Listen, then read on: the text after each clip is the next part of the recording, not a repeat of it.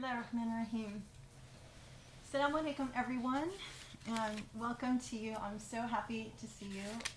After all this time, I still get nervous, so I'm very happy to see everyone, and it's so lovely to see people's faces. I don't want to, again, say too much because, this is the most precious time to learn about the Quran, but I just wanted to share with you a little bit about my really amazing international trip that I went on last weekend, where I got to meet so many people who follow our work, and it was an incredible honor. It's like we sort of sometimes feel like we're a little bit in a reality TV show, and so you imagine like when you actually get to meet your audience and people know you, and they're like further along in this conversation that is the most meaningful conversation that you could actually have. It's not about food or fashion or anything like that, but it's actually about your path and God and everything. It's extremely meaningful and wonderful to like see faces connected to the names that I recognize, because when people write me, I see their names, or people donate, and then I actually get to meet them in person. It's an incredible experience, very humbling, and also just the power of connecting is truly amazing. Especially, this is one of the things that I'm so grateful for as far as the pandemic, because people are very open to meeting, through this online vehicle. And I think that especially when you're on this path of truth and seeking, it's a very, very lonely path, as we've often said, and oftentimes we'll say that into the camera, and it goes out into the into the universe, and you don't really know who's hearing it. And so this trip was a really amazing time, because I actually, met people who were like, I hear you say that you're lonely, but I have to tell you, I'm listening to you and I feel connected to you. And one of the most memorable stories was someone who was telling us that, one of my favorite things is to go out into my garden, and I garden and I listen to the khutbahs. And sometimes, these khutbahs are so magnificent that I have to stop and take a breath. And then, and then he sent me a picture of his garden, and it's truly magnificent.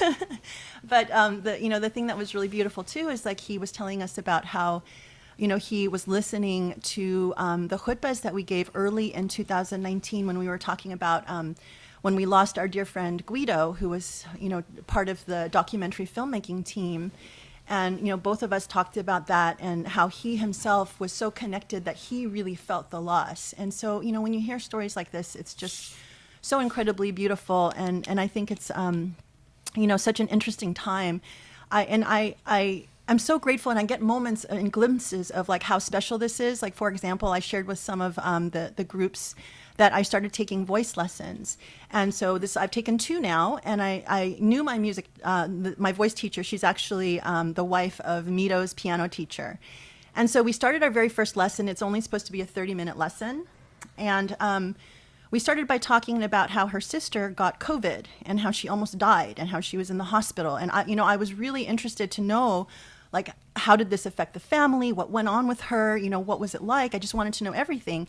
And so I kind of followed her lead, and I thought to myself, okay, 30 minutes, but we're spending the first 20 minutes talking about COVID, and she seemed to be in no hurry to, change it.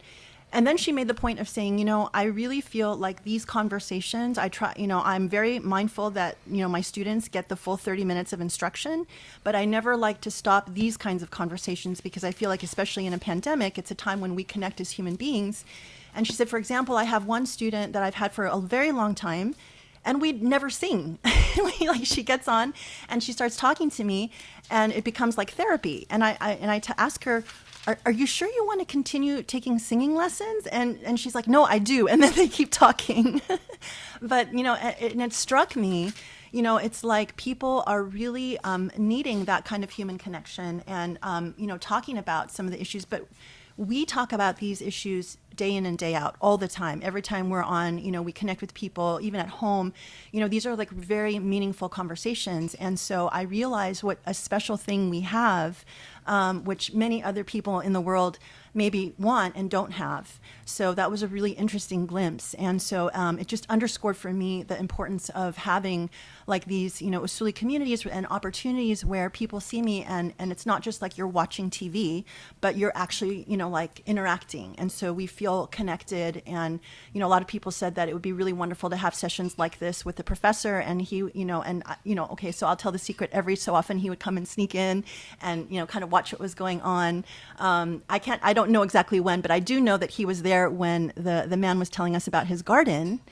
The other thing that I felt to say is when he was telling us that story, he started crying, and he had the whole screen of people crying because it was such a beautiful, like touching story of like, on the one hand saying, you guys say that you feel lonely, but you're not, because we're here and we're connected to you and we're watching. And then the other thing that he said that was very interesting, he said, like sometimes I get sad because I feel like these are these magnificent khutbahs or halaqas, and then I look at how many people are watching and it's like 60 views, and it hurts my heart because it's like everyone should be listening to these. But then on the other hand, it's like, now that the professor has been telling a lot of these stories of the Prophet, and you go back to the early Muslims and you think about, okay, who were the handful of Muslims or the 60 people, right, in their time that really were able to like make a difference and make this religion come alive. They were the ones that set the foundation for our future, where, and I feel like that, and I heard from a lot of people that that's what we're doing now, which is an incredible validation. And it's just, and that's what I believe. It's like, if I wouldn't be doing this, if I didn't feel like, this is my passion, and I feel like we're in that darkness and that we have the opportunity to start over again, kind of like, it was not that it's an opportunity and that we want this opportunity, but it's where we are. And so the fact that we have this opportunity and, can build hope and that people recognize it is something very exciting and very invigorating. And so, I had the opportunity to talk about the Quran Project, which, of course, is like my passion, and say that this is, I think, the most important project on the planet at this time. And I think everyone should get on board and all of that. So that was, it was great. It was a really incredible opportunity to meet people at very different stages in their journey as well, because I got a lot of different kinds of questions. Some people who, actually the person who had been with us the longest is someone who had been with us for over 20 years and was with us at the time that we were giving halaqas, starting from Al-Fatiha. So we're talking about like back in 1996, right? And so she was with me on one of the calls. To someone, I think in the UK, who was just like, I'm new to the Usuli Institute, and I'm new to this whole thing, and I'm concerned because I don't know like what this is. In my words, she was saying, I don't know what this is. I don't know if this is going to take me somewhere I don't want to go. Is this like, is this a cult? And so I had the opportunity to say, listen, this is not, we're not trying to teach you a particular answer. We're trying to teach you a methodology and an approach to living as a Muslim, who's very conscious about social justice issues and beauty and mercy and all of these things. It's the tools and the foundation from which to grow and be the best version of yourself, and that's going to be a different path for each person. And it's, this is not a membership, it's not a club, it's an education. And that you need to start with the foundation. So, it's like I had a lot of opportunity to just really share about, the journey that I've been on. And I think that one really important thing that I want to just impart is I noticed that one of the things that was really exciting is that, I wanted to connect people within their geographic location. So I think, one of the groups, already created a WhatsApp group so they could connect with one another. So that was very beautiful. But the interesting thing is that later I connected with someone who was part of that WhatsApp group and told me, well, I'm like watching the conversations going along among the WhatsApp group members. And one issue came up about like the what seemed to be a distinction between critical thinking and traditionalism, as if you had to be one or the other. And so I kind of threw it back and I said, well, so by that standard, where do you place the professor? Is he a critical thinker or is he a traditionalist? And I would argue he's both. And, so that is kind of like, I know that when these WhatsApp groups form. And I think that's wonderful because we want to build that community. But the one thing that I wanted to say, like I have a frustration with WhatsApp groups, and I don't join them because I think they're a time sink and that people are at very different points in their journey. And some people really want to talk, and usually the ones that really want to talk don't know as much. And the people who know a lot more tend to hang back and are just observers. And it ends up being, not a good use of time. But also it gets you away from this idea of like an education, like who are you getting knowledge from? It's one thing to connect and say, I want to know people. Let's just like get to know each other socially. But when it comes to an issue of like advancing our knowledge, I think so many of us are in a very like vulnerable state because we are trying to invent ourselves based on a new approach. And, we have a lot of baggage that we want to let go of, or we just don't know enough. And we're trying to make sure that whatever we learn is not, it's not something that's going to set us off on the wrong path and take us a while to come back from. And so I think we're here because we're trying to learn from the professor. And so I would just caution people, for WhatsApp groups and stuff, that's wonderful because you do need to connect and feel like you are with like-minded people. But be really careful about now, like, who's spreading knowledge. Like one of the very early lessons that I learned from the professor is, with the issue of accountability, it's very easy to sort of slide into that mode where you're saying, well, Islam says this, Islam believes that, God wants this from us. And now you're speaking on behalf of God, as if you have the qualifications to do so. The way you get out of that accountability and the way that you present yourself, with properly and honestly is to say, I'm not a scholar. And I think you often hear me say, I'm not a scholar. So here's my qualification, or my let me just preface my remarks by saying this is my opinion. I'm not speaking on behalf of anyone other than myself. This is my experience, and I'm happy to share with you in that way. But I am not claiming any authority because we don't have the training to do so. And it's an issue of discernment, and it's also an issue of manners. So, I think that you can't, like, you don't want, and accountability. I mean, God forbid, like if you tell people something and you represent Islam in a particular way and it's wrong, but someone you're telling doesn't know that and acts on what you have told them, that is your accountability. And that's a scary idea. So I think if people really knew that, they would be a lot more careful about what they would represent about Islam. You can say all you want about your own opinion and your own, whatever. And I think the further you go in your journey, the more you learn it's better just to be quiet and listen, because everyone's sort of in this like, always in a mode of learning. So that's, just to put that out there, I thought it was a very, very important lesson, and it's something that people should sensitize themselves to. And also it gives you a chance to push back and say, when you say something like, that doesn't sound right, you can say, well, is this your opinion? You can speak from your opinion, but, I think we're all on this journey of learning, and it's really important not to, be careful what language we use, and to say this in a way that's not like, so black and white. And I think the last point that I wanted to make is about, this whole journey is, I had the opportunity to share a lot about like where I started, when I was 27 and I was like a broken person and didn't know who I was. And, the only thing that I knew really was that I believed in God. I believed in one God, and I believed in something beautiful. I wanted God in my life. I wanted this relationship. I had no idea what it was going to take. I had no idea what I was going to be put through. I mean, I literally, like, I've shared that my first year as a convert was very Wahhabi oriented and very oppressive, both spiritually and intellectually. And so when I met the professor, it was like this opening. Like I just knew it with every cell in my body. Okay, this is the path that I want. This is the person. I trust him. He's a beautiful person. Obviously, he knows so much. And, and this is the path that I want.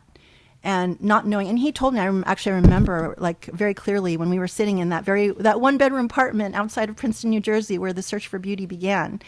he said, this is a very difficult journey, and you may not want this difficult journey. And, and even at that time, he said, I may not be on, I've always thought that I'm not going to be on this earth for very long. So even if you're on this journey, I may not be with you on that journey for a very long time. And, this is like sad, heavy stuff. But to me, I was like, I don't care. This is what I want. And I don't know what that means or what it's going to take me through. I just understand it's difficult, but this is all I want because there's no other journey. So that was enough for me. And then when I arrive here now, 25 years later, and I look back and I say, okay, I started where I literally, I don't remember if I told this story, but someone was rude. Like someone came over to our house for dinner and they were rude. And it was I should have called them because they were my friend. I invited them to come to our house and meet the professor and meet the professor's mom. And and so the professor was like, you should just call and tell him that was not right. And I couldn't do it. I didn't have it within me. I couldn't say, that was really impolite or that was wrong. Like that to me was like literally climbing a mountain. I couldn't do it. And to where this journey as, this with this methodology and this, the tests and everything like that, where I can arrive here today and be able to sit in front of, a group of strangers and say, ask me anything. And now I can actually, I can either answer or I can say, you know what, I don't think that's an appropriate question, or I don't think, or I don't want to answer that, or I'm very happy to answer that, but let me just tell you, this is my opinion and only my experience. It may not apply to you or anything like that. It's like these tools of empowerment to, and it came because, I started with understanding, myself and, connecting to God and asking for God in every single thing that I do here. I'm like, please God, help me say what you want me to say. Please, I want to do a good job. Please be with me. Help me, and then like oftentimes, like even when I finish like one of these talks and I feel like I did a horrible job and I go back and I listen to it and I go, oh, okay, actually it was not that bad. It just felt uncomfortable to me because it was not what I was planning to say. And I had written everything out and I knew what I wanted to say, but then I said, please God, help me. And then I recognized that when I watched back what I did, it's because God helped me. Like God helped me say something in a way that it needed to be said. And then I feel like, oh my God, alhamdulillah. And now this has happened so many times, right? We launched in the end of December. And I was saying to someone, the other night, it's like, this was not part of the plan. Like me speaking to people or doing these Q&As or any of this kind of stuff was never, ever, ever part of the plan. But it became, it just became. And like, I've grown and I've enjoyed this. And now to be able to sit in front of people and go, oh my God, I can do this ask me anything question. This is not like us to say, hey, look at how great I am. No, it's like, I feel like I'm the number one believer in this process because it's like, it's just working with you, with whatever God gave you and allowing you to develop it and then use it to your full capacity to do something great. Or, great, meaning serving God, right? You want to help other people. You want to be useful and valuable to other people. And then when you actually connect with people around the world and then they play back that they got it, they received it. And that they are grateful and that it's not even just like, it's nice to meet you, but it was like, you changed my life. I to me, it's miraculous. And to me, it's like, I don't know, like what the heck I did. And I just, I feel like I'm the luckiest person on the planet, but I like, so I believe in this process. And so when I tell people it's not a cult or a membership, it's an education and an elevation.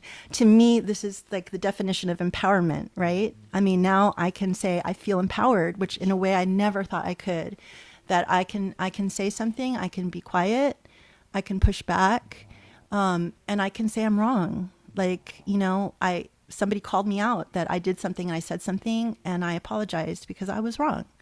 So that to me is like the goal. It's like, you're not going to be perfect. You're not going to be able to plan everything. You're not going to necessarily know what your path is. But if you trust it to God and you trust that you're just trying your best to find your way, then God will be there with you. And I feel like I'm so grateful that I see that in my own life. And it came in the most unexpected, unplanned, and really miraculous ways. So, that's the end of my talk. But for the Quran project, in so much of like what I think this starts with too, like when I'm hearing the professor talk about like these chapters of the Quran, right? This is stuff that I've never heard before. Like, so we've been married, and this is what he goes to the den and prays all night and whatever. I mean, this is new to me, and but it comes out in so many other ways, right? It comes out in how, in the living example of living with someone like the professor.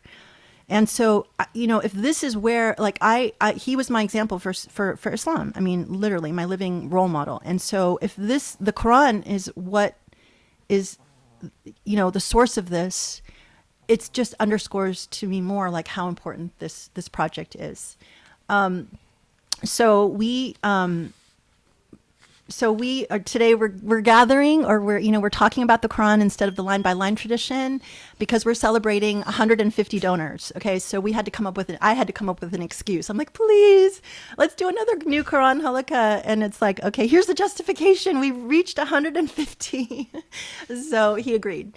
And then we decided, also that based on some other suggestions before, that as kind of an incentive for us on the fundraising path, that every 25 donors, which is a good amount of money, I mean, that's like $30,000, that we would celebrate it with another new Quran Halaqa. Because I feel like every time we hear these, we get motivated again and we get excited again. And, and it's important for us on the path of like raising money, to remind people. And since we hit the 150 mark, I think last I checked, although I'm sorry, I've been so busy, I haven't, responded to people on emails and everything. So please forgive me. Well, I think we've had another 5, equivalent of 5 donors. So we only need 20 more guys till we can have another new Quran Halaqa. Okay. So let's do it. And the good thing is we had a task force meeting for the fundraising, effort. And again, it was like seriously mind-blowing and inspiring. And, it's just seeing people getting so fired up, because they believe in it, is really infectious. And everyone who comes to it has a different skill set and different sets of ideas and a willingness to, make it happen. It's very energizing. So, I invite anyone who hasn't joined on, it's never too late, and any little bit of time you might have that you want to turn, we welcome and would be very excited to have you on board. So it was just, I mean, it's in sense of like building community and feeling connected to like-minded people. This was another chance where it was just a really beautiful thing. So so that is it for me. And thank you so much, everyone who came, and inshallah, we'll do some more of these, coffee and question and whatever we call them, but these, community connection events, and then hopefully, it's so meaningful to meet you and know you. So thank you so much for taking the time.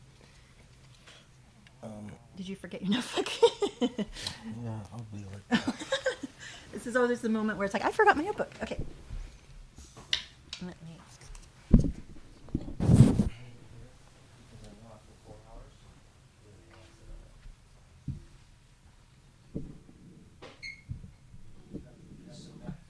Oh, thank you. Okay, so I guess this is my, oh, thank you. So this is my chance, oh no, look, I'm talking and he's not even here. This is my chance to tell stories, and I can embarrass him because he's not here. Anybody have a question or anything? He was like, last night he's like, are you going to embarrass me again? Tomorrow. And I'm like, of course, that's my job. So, but if anyone has a question while the professor is getting his notebook, I'm happy to answer. Oh, no, okay. I locked the den so the dogs don't get out. Let me go do it. Okay, Sharif, you can answer questions. Hold on. I'm Not who's there, the jinn. We have, alhamdulillah, we actually have the, I'm going to embarrass, Cheyenne is here, so we had the pleasure of being part of their anniversary drive across country. So then they took a COVID test right before they arrived. So it's nice to have a little bit of a in-person audience. We haven't seen anybody for months, and like Mito has not left the house since March. Like maybe once we did like a drive-by birthday, for one of his friends, which was really sad because you drive this whole long way. We drove like 45 minutes, and then we had brought like Sprinkles cupcakes, which is, if you're from LA, they're like the most amazing cupcakes. And so we like got there, and he handed him the bag, and his friend handed him a little box with a cupcake. I was like, thank you so much, thank you so much, thank you so much. And then we drove another 45 minutes to come back home. I mean, that was like, it was so sad. I feel really sad. But Mito's back in school now. It just started this past week. And so it's kind of like, I mean, I don't know, like it's going to be fall, and we're back in school, but it's sort of the same. But alhamdulillah, at least we're home and safe and everything like that. So anyway, any questions or anything? I'm trying to think. Okay, any other stories? What stories did I tell that are worth sharing? I'm still thinking. Okay. Oh my gosh, should I tell that story? Yeah, you can tell about his smell.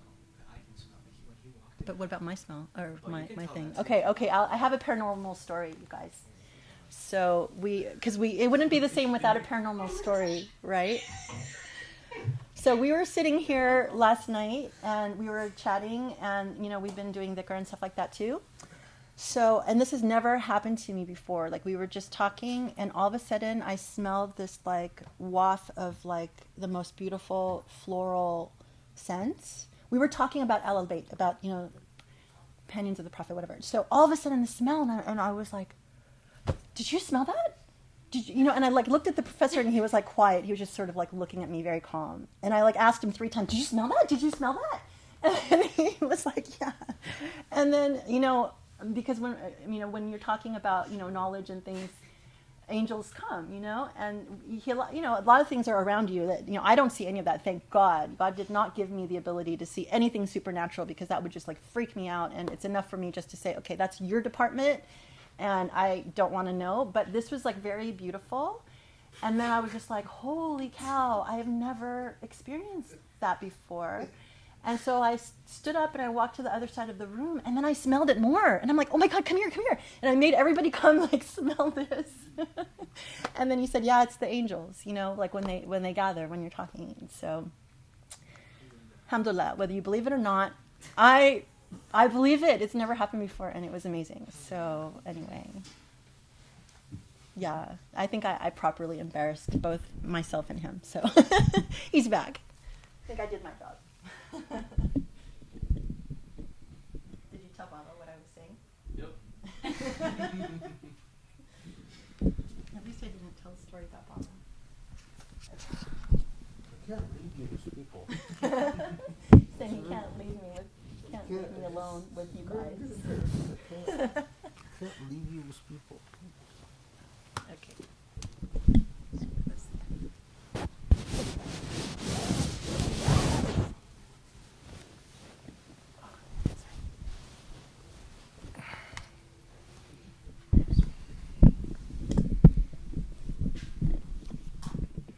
بسم الله الرحمن الرحيم اللهم اشرح لي صدري ويسر لي أمري واحلل عقدة من لساني يفقهوا قولي يا رب العالمين اللهم صل وسلم وبارك على محمد وآله وأصحابه ومن تبعهم بإحسان إلى يوم الدين.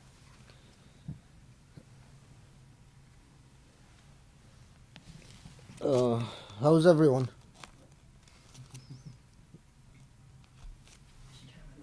Everyone's okay? How are you? Are you I'm going to turn on the closed captioning, so hopefully... Okay, go for it. Alhamdulillah, good. Is that what you want? Did you want us to talk? I handle good everybody? is what want us to talk. It Sorry, doesn't how's everybody? recognize things like alhamdulillah and anything Arabic. It ends up... last night we were talking about stuff, and all of a sudden it told us we were talking about cheesecake. And the professor was like, why are you talking about cheesecake? And we're like, we're not.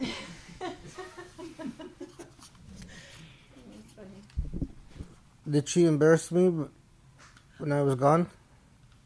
Yeah. She told a good story, alhamdulillah. Well, I heard from Sharif.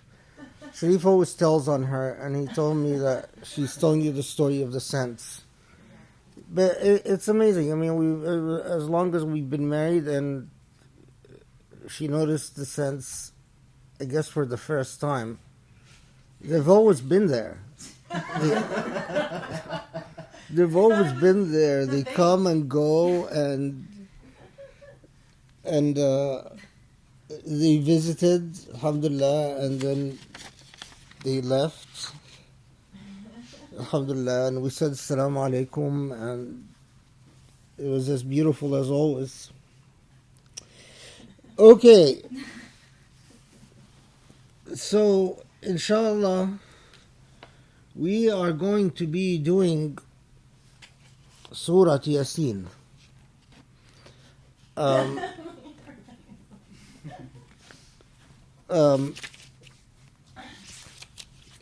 it became clear during the dhikr sessions that this is the surah that I should do, and I was told, I heard that, I don't know, every 25 donors. So inshallah, I mean, it's all in Allah's hands.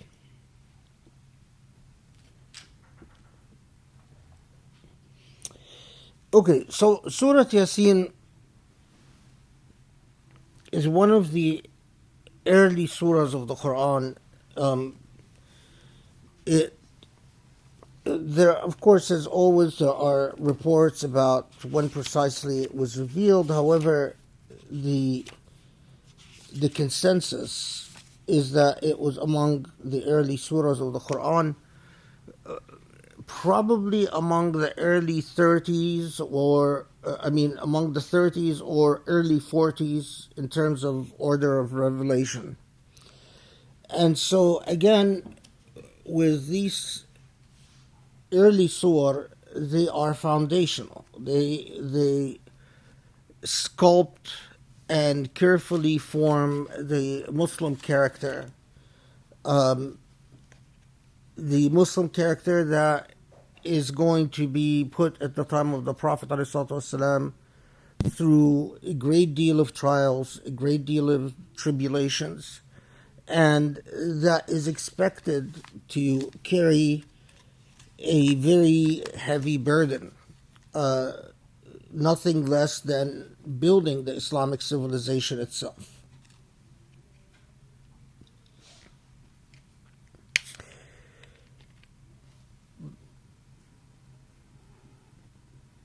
Now, Muslims throughout Islamic history recognize the importance of Surat Yasin to various degrees and in various ways.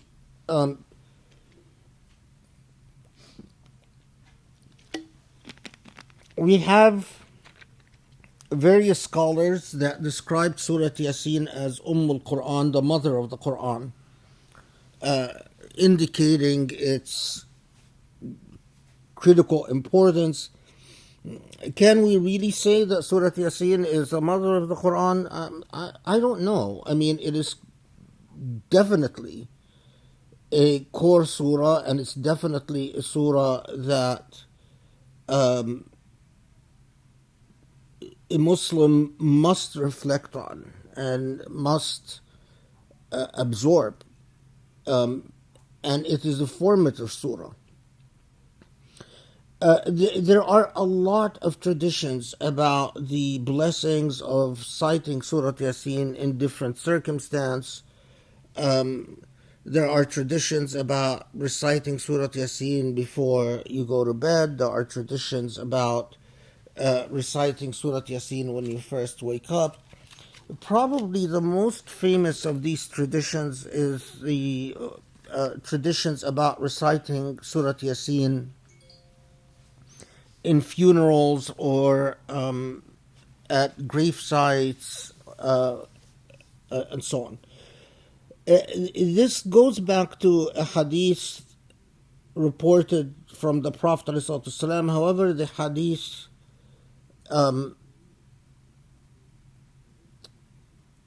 the versions of the hadith that talk about citing Surat Yasin to the dead is problematic in terms of authenticity. the versions of the hadith that talk about citing Surat Yasin or reading Surat Yasin on the occasion of funerals and so on are less problematic. I mean, there are issues in transmission, but they're less problematic. There are things that we can say comfortably, and that is the practice of citing Surat Yasin and believing that the purpose of the surah is to address the dead, or that the hasanat from Surah Yasin goes to the dead. That's problematic, and it doesn't have a strong basis, although it's a very anchored cultural practice. A lot of Muslims do it culturally. That's what they're taught, and that's what they continue doing. However, Surat Yasin is strong for reasons that I hope, inshallah, that will become clear.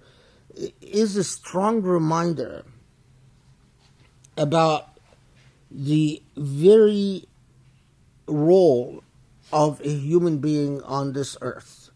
And it is a reminder to the living on occasions of death, more than something addressed to the dead. Because Surat Yasin really talks about life, and when life becomes a form of death, that there are people who live their life on earth, but from the perspective of Islam and from a Quranic perspective, they are like walking dead.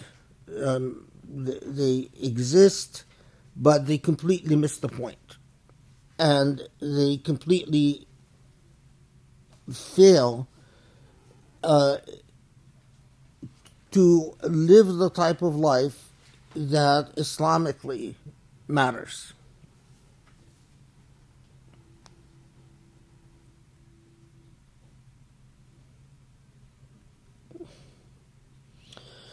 Okay.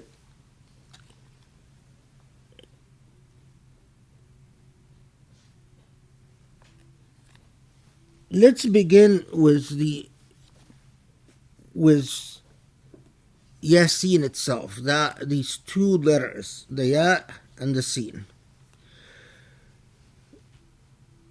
What that means, there is a great deal of written about it. I mean, you just find, you can read numerous amount of material about it. But among the most important and the strongest is that it is one of the names given to the Prophet ﷺ. But even more importantly, for the purpose of Surat Yasin, is that Yasin is an abbreviation for the word in Arabic for human beings. So, in a put it simply, Yasin also means Ya Insan. Where it comes from is Ya'ni Sin. This is an old Arabic word for insan, Ya'ni Sin. And it is abbreviated in the Ya and Sin. Ya as a harf nida, and then the Sin itself is an abbreviation for the entire word of Ya'ni Sin. In Ethiopian, or Old Ethiopian, not modern Ethiopian, Old Ethiopian, and also in the language of Tai, the Arab, the tribe of Tai, Yasin meant human being. So when the surah starts out with Yasin, it is as if it is calling upon all human beings. Allah is saying, Ya Insan. pay attention. All of you human beings, pay attention, because I'm going to be telling you something very important about your life on this earth. And even more importantly, I'm going to be telling you something about what happens that makes life on this earth a form of death. So how do you become a living dead? You exist on this earth, but from the Quranic perspective, from the Islamic perspective, you've lived like the dead.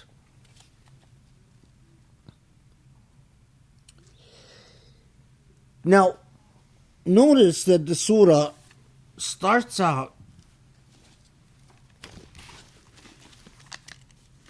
Yasin al-Quran al-Hakim, the wise Quran, and immediately innaka lamina al-mursalin, you are a message bearer, you are a messenger, you are a prophet.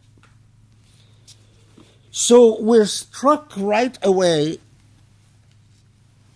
by the invocation of human beings, all human beings, ya insan, all human beings, then swearing by this Quran, so alerting us that this is the Quran that's going to tell you something very important about insan, about human beings, and then addressing the Prophet after having brought to the fore, to the very front, the idea of human beings, addressing the Prophet and say, you yourself, you are truly a messenger. The example of the Prophet ﷺ, in knowing how to live a life that is not death, that is not a living dead, is critical. In fact, we were just talking about this yesterday. In fact, for those who, not the way Muslims study the life of the Prophet today and they think they know anything about the Seerah, which is a bunch of ghazawat and it has been reported that the Prophet said this, or it's been reported that the Prophet said that. But those who truly delve in the moral example of the Prophet ﷺ and come to understand what it meant when people would describe the character of the Prophet as the Quran, what was the character of the Prophet? It was often asked, especially Aisha and the other wives of the Prophet, and their response was always, well, you want to understand the personality of the Prophet, you want to understand his character, it was the Quran. And the Quran itself described the Prophet as a man of great ethics. And for those, وَإِنَّكَ لَعَلَى خُلُقٍ عَظِيمٍ. Now, for those who delve into the moral example of the Prophet,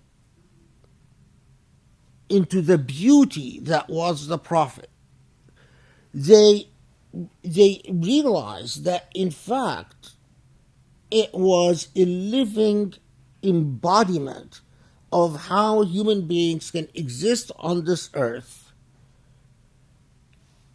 exuding beauty, exuding virtue, and embodying virtue, and living a fully meaningful, fulfilling life. But here's the thing, why start out with human beings, ya insan, and then swearing by the Quran, and then addressing the Prophet, an affirmation of the role of the prophethood? It's as if the Quran is telling us, and we'll see this in a second when we talk about the rest. The Quran is telling us yes, I am addressing the Prophet, and Allah is constantly assuring the Prophet and giving instructions to the Prophet. But you, human beings, that doesn't exclude you as human beings. In fact, you are being called upon to live and re-embody the example of the Prophet as much as possible.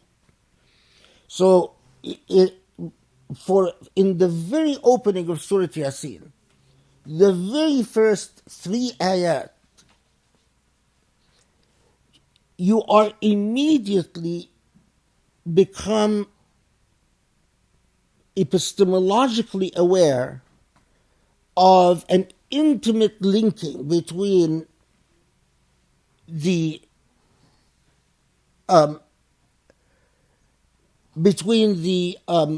mission of human beings on earth, the role of the Quran, and role of the Prophet ﷺ. A very powerful opening salvo by the Quran that immediately these three are linked. And the challenge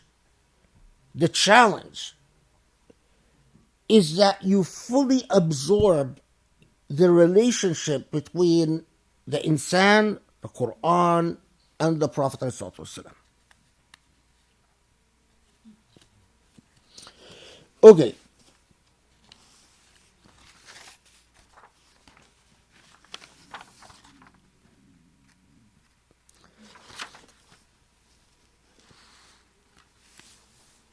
So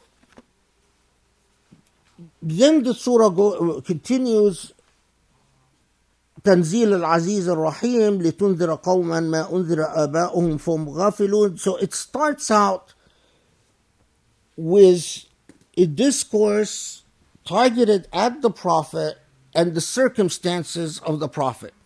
You are truly a messenger. You have been sent to a people that and I don't want to get into the long discussions about what precisely this is ayah 6, what precisely though mayest warn people whose fathers were not warned, so they were heedless.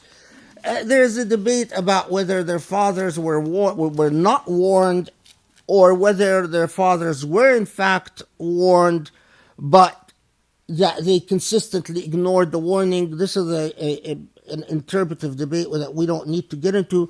But the point is that it tells the Prophet, God is with you. God understands that you have a message to a people that, for whatever reasons, continue to be oblivious. And we will see how the link between the mission of the Prophet ﷺ among those people who continue to be oblivious and the moral mission of human beings on earth are connected. There's a wonderful and powerful nexus created between a prophet with a mission and a human being with a mission. And it's very important that you understand this. A prophet with a mission and a human being with a mission.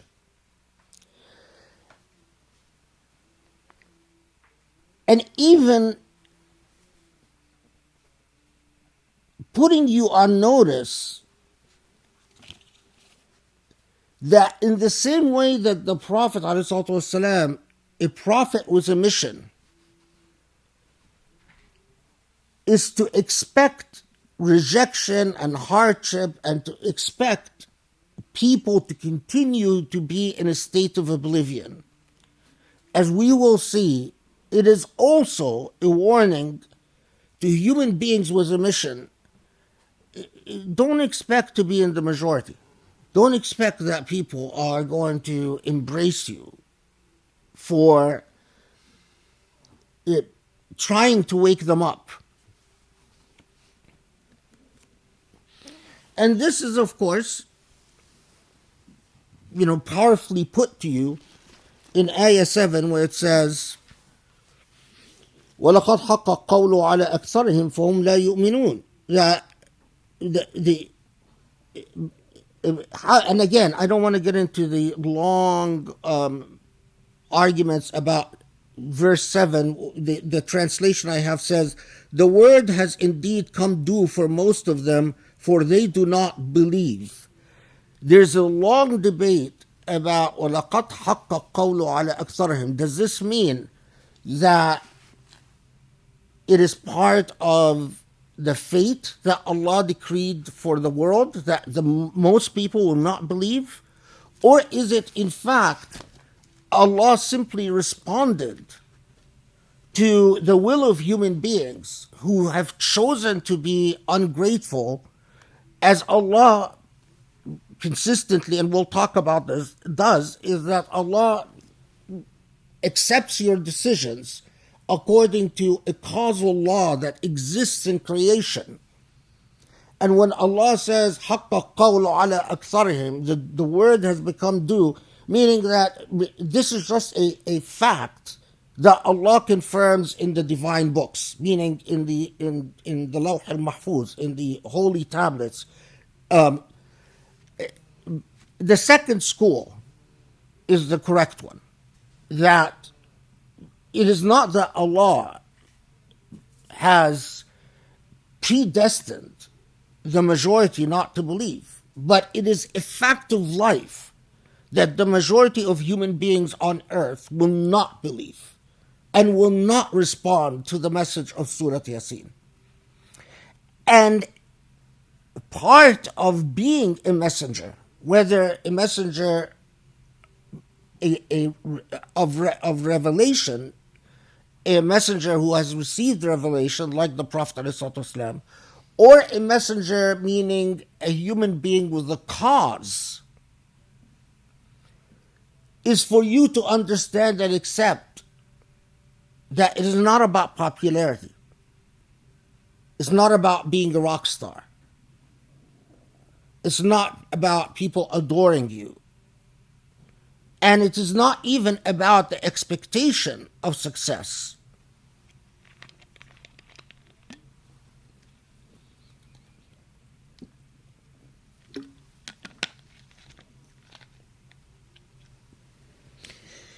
Just so you know, because this is always important for me, just so you know how rich your tradition is,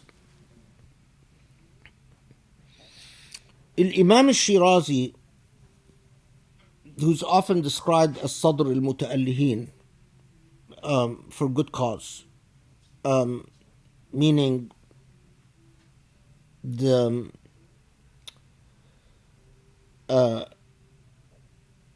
it's a label that is given to very few people, meaning that they have attained the perception of divinity that very few people have attained in life.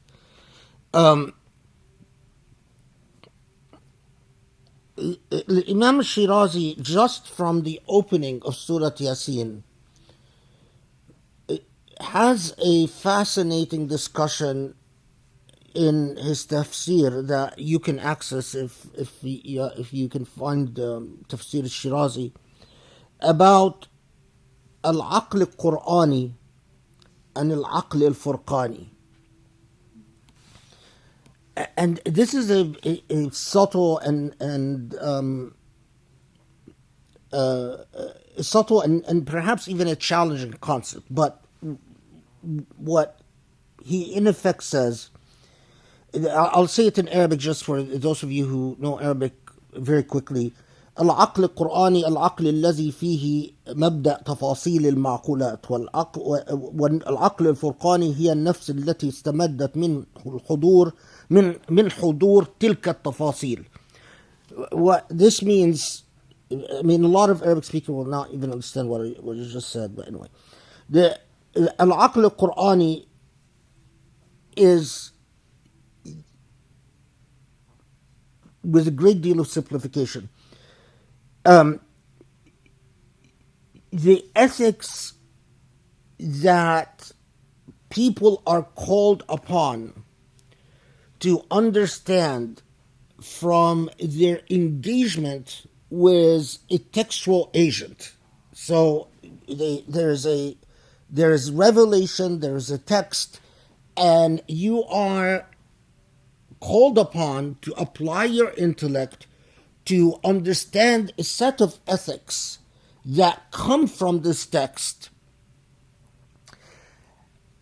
Al-Aql al-Furqani is the ethics that you are called upon to understand from the innate nature of things.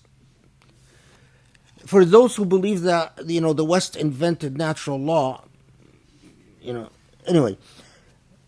And Imam Shirazi told us that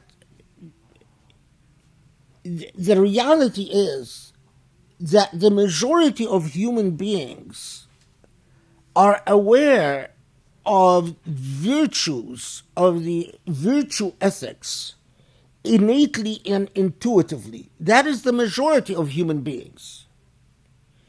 But when Surat Yasin tells us that most people will not believe, what they will not believe in is al-aql al-Qur'ani. The problem is that human beings, while they innately know a great deal about virtue and morality, they live a life in which they deconstruct and abandon these virtues. And they fall into a relationship of defiance and arrogance and ego with the revealed text, because they are not at peace and because they don't understand the relationship of morality that comes from Furqan and morality that comes from Quran.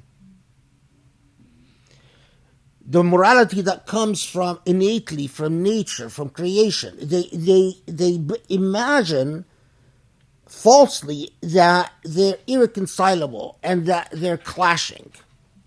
And that if you are a Qur'ani, and in fact the Shirazi says that if you see anyone who claims a morality that comes from the Quran that is a failure as a human being, then you know that that's a false messenger immediately. That in our language today, it's with a great deal of simplification, that if someone uses the Quran to perpetuate ugliness, I mean, when I wrote The Search for Beauty in Islam, Shirazi was one of the people that heavily influenced me, and there are some other, like Mullah Sadra and Imam Wahyan al-Tawhidi and so on. The philosophy of beauty I didn't invent. I simply developed into the modern age. And where it comes from this embedded tradition in Islam that understands the relationship between the insan, the Quran, and the Prophet, that they have to exist in harmony. You cannot have humanity and the Quran and the Prophet exist in tension. That is a huge problem, and that's, by the way, a problem. If you ask me what is the biggest failure of modern Muslims, I'll tell you the biggest failures is that they have either failed to fully understand insan, meaning all the challenges of modern human beings, the epistemology of modern human beings, not human beings as they existed 1,000 years ago, and how that human being must and should exist in harmony with the Quran, and how this human being must and should exist in harmony with the messenger.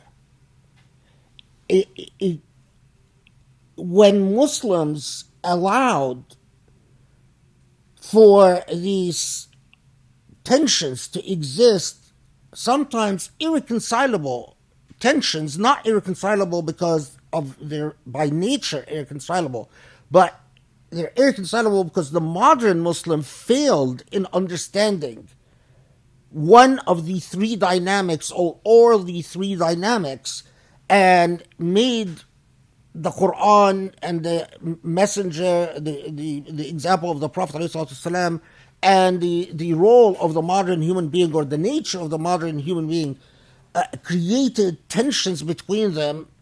That is when you find all these young Muslims who turn away from the faith.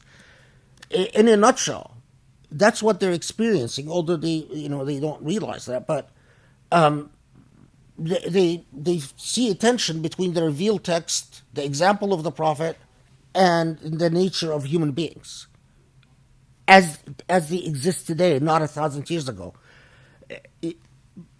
If Imam al-Shirazi was alive today,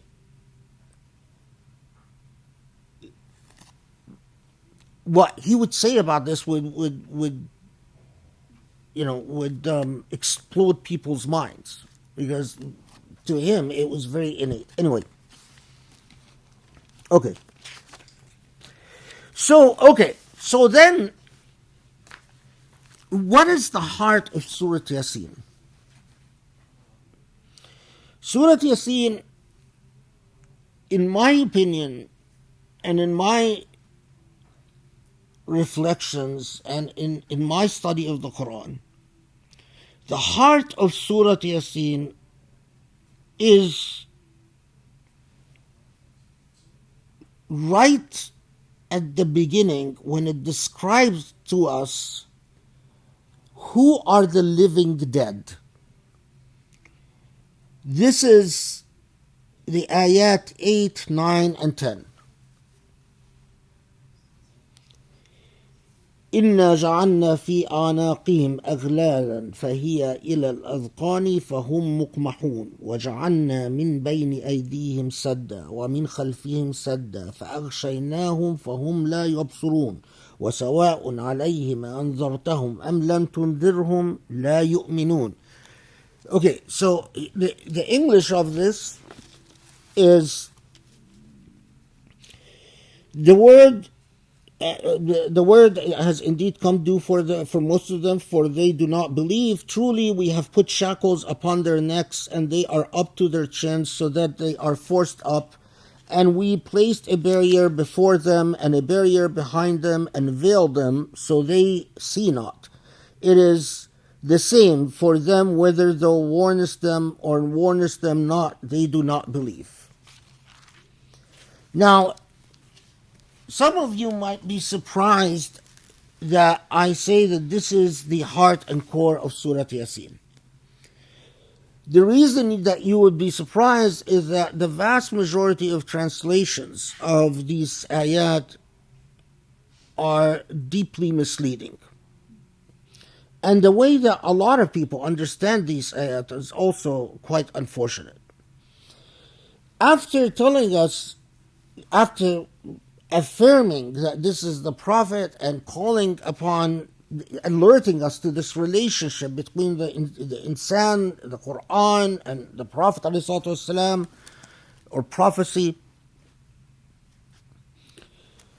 it moves directly to describing the state of a people, and tell us, God said, the majority will not believe. Okay, so what is the problem with this majority? It is not talking, as a lot of Muslims, modern Muslims particularly, think that these ayat are talking about people in the hereafter, that these people who are shackled and have a barrier behind them and a barrier in front of them, that's in the hereafter. Well, look again at the language. Most of them will not believe. What is their problem? Their problem is that they have shackles and they have barriers. So,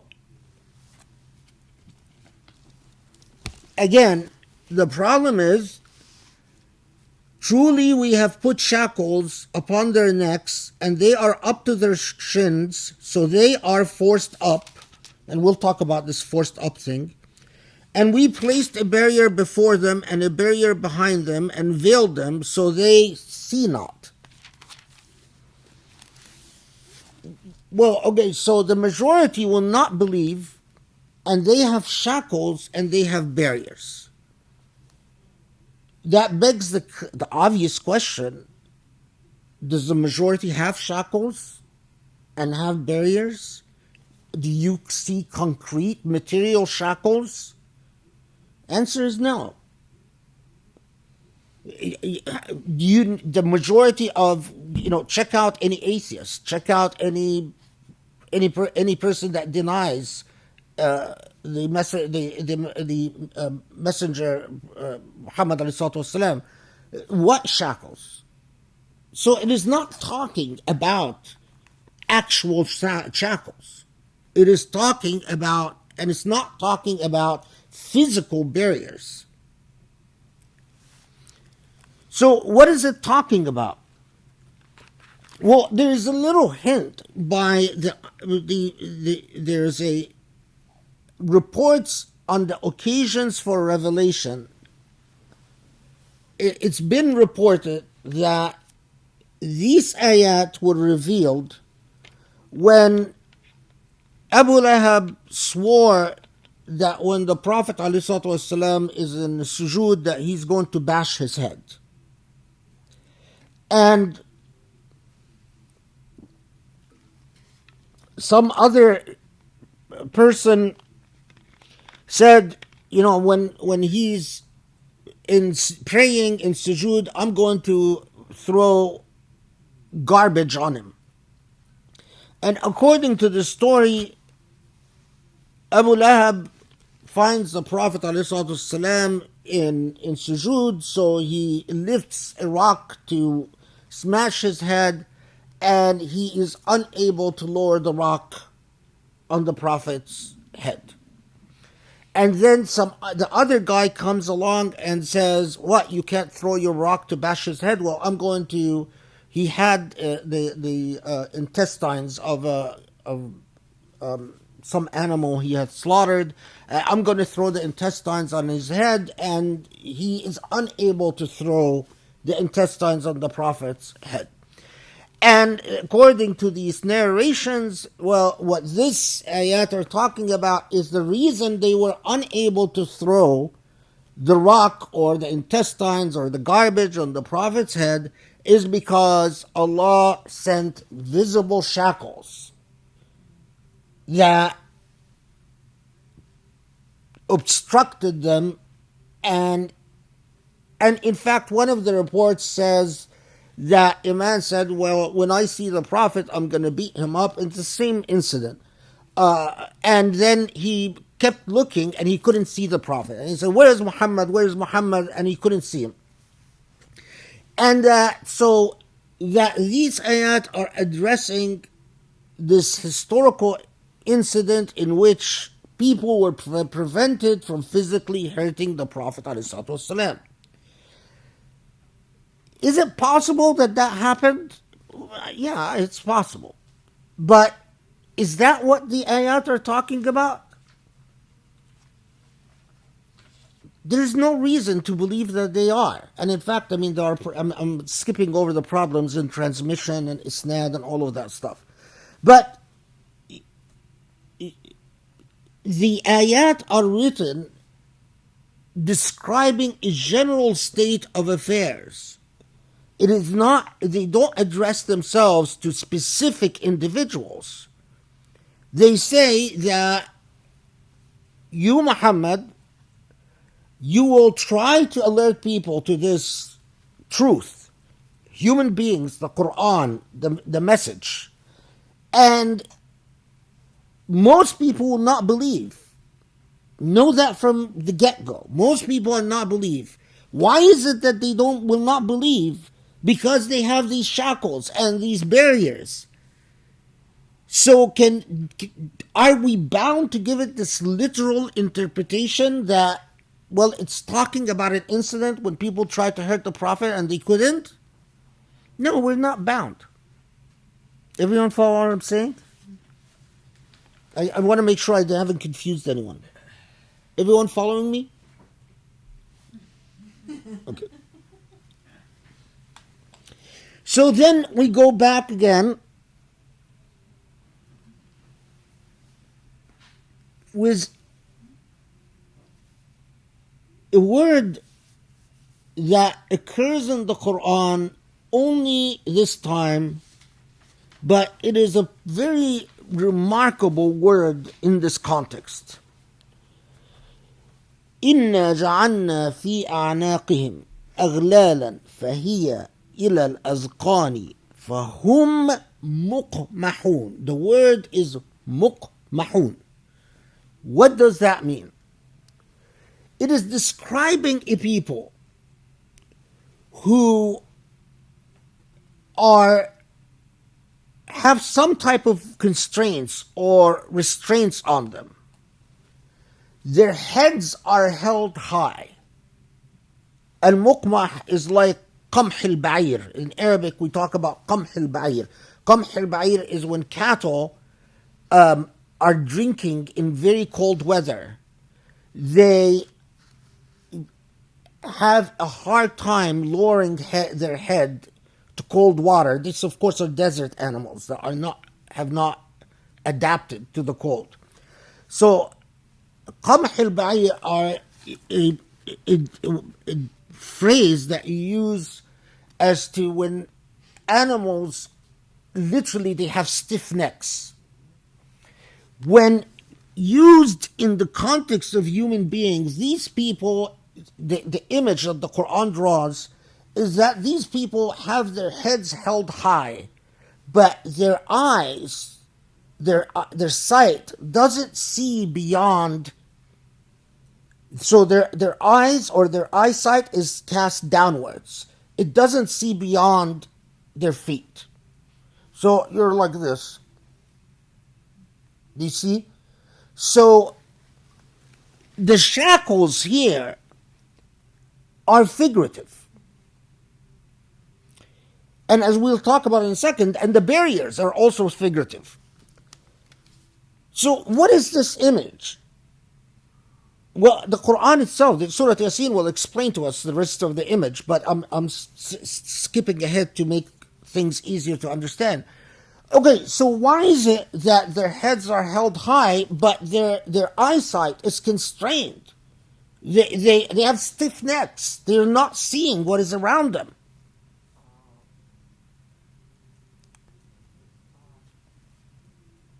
As Imam al-Shirazi says,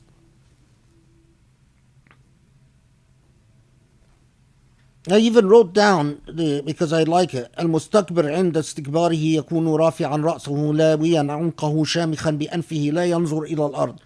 That it is an egoism is what causes the head to be lifted high. You're arrogant. But at the same time you're arrogant, you see very little of the reality around you. So, why is your eyes cast downwards? Because you see nothing beyond material life on this earth. You are so wedded to materiality, to what is empirical, what can be touched and felt, to what is empirical facts. Your world is the world of numbers and facts. I have money, I spend money, I have an animal I can slaughter to eat, I have seeds that I can plant that grow. I live in a material world. Isn't that a Madonna song?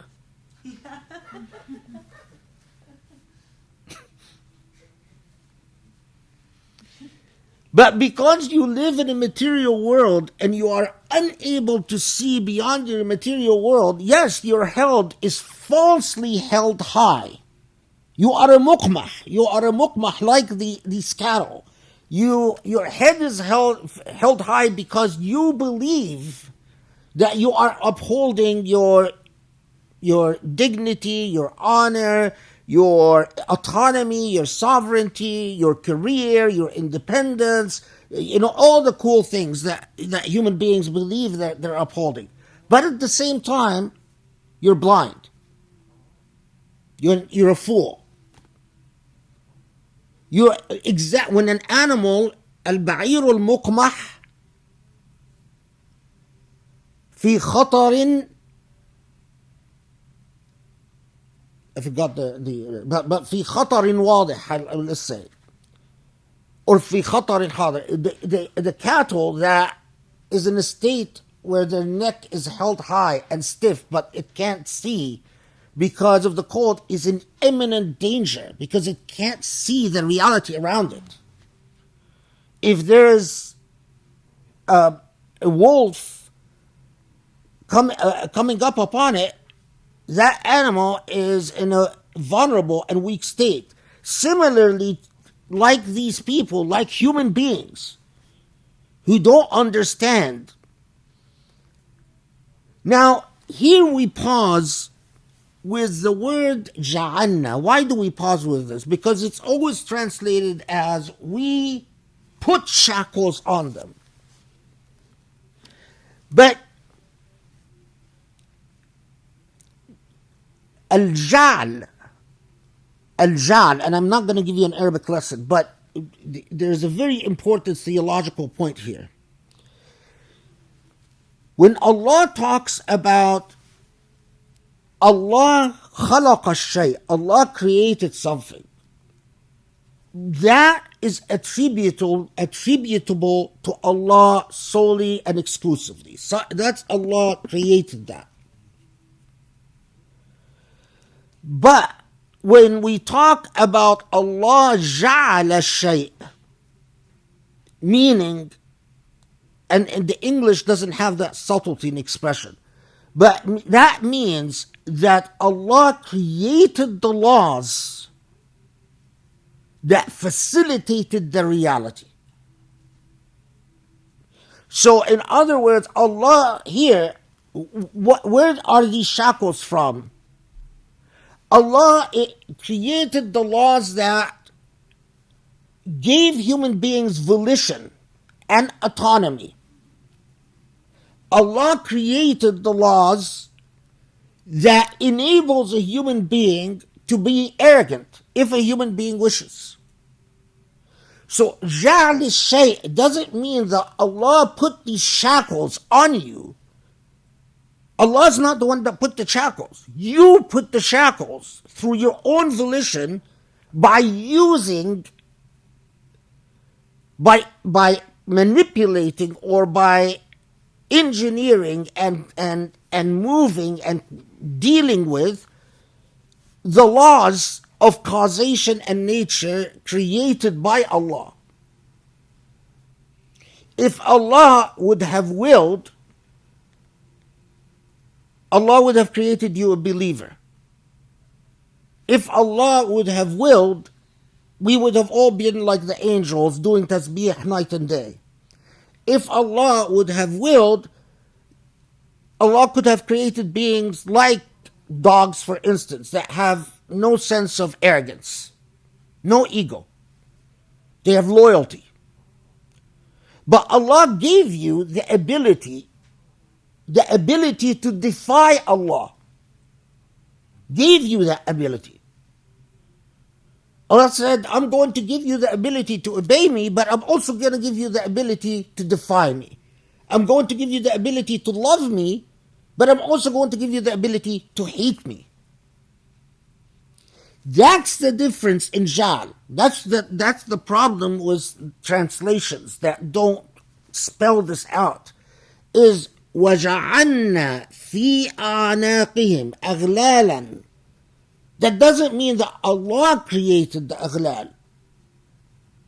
You created the aghlal by exercising your own volition and choice in Allah's creation.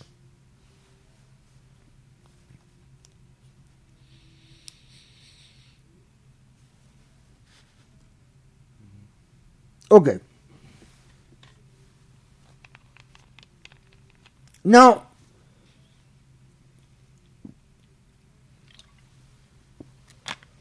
so these people in the state, which is the majority, they believe that they exist in a state of dignity and honor because they're rich, because they work hard, because they enjoy the world.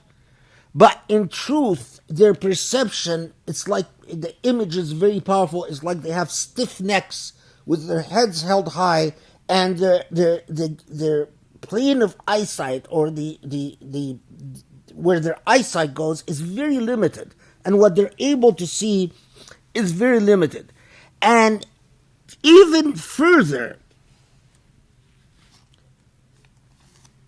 veils descend, and the veils descend not just behind them, but the veils descend when it says وَجَعَلْنَا مِنْ بَيْنِ أَيْدِيهِمْ سَدًّا, between their very arms, or between their very hands. What does that mean? That the veils separate them from their own selves, from even understanding themselves, and even understanding those who are closest to them. So these veils, in theological terms, if you will, these veils, for instance, makes a narcissistic father who doesn't see the truth about his children, or makes a narcissistic husband, or a selfish wife, or an oppressive brother, or an oppressive, In other words, the veils start to descend where you as a human being lose sight of what the Quran will tell you is important, as we will see as we go on. But summed up in that you lose sight of this critical relationship between insan, human beings, Quran, and prophecy. And you exist in a state of ignorance, in a state of darkness. Theologians in this context often talk about, when they talk about these sudud, these veils, they often say that there are three levels of veils.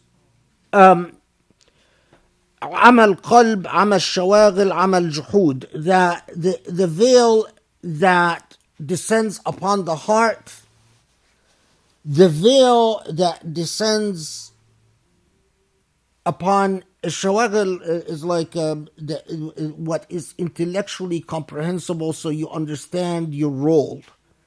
So let's say the veil that descends upon the part of the intellect that guides your functionality in life, your how you direct your productiveness in life. And then the veil that obstructs your ability to understand gratitude and gratefulness.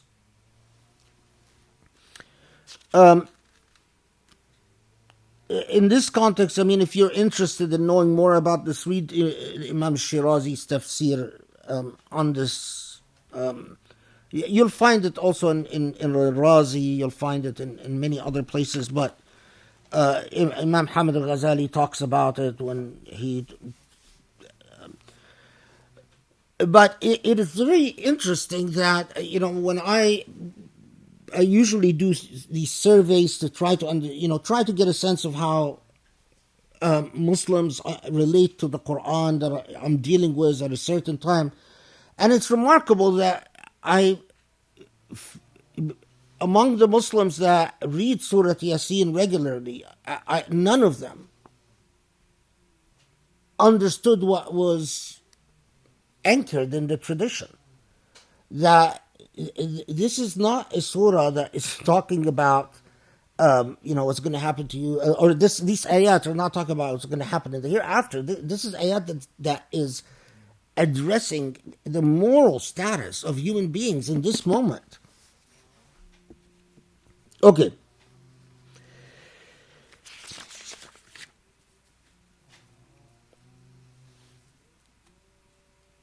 Yeah, okay.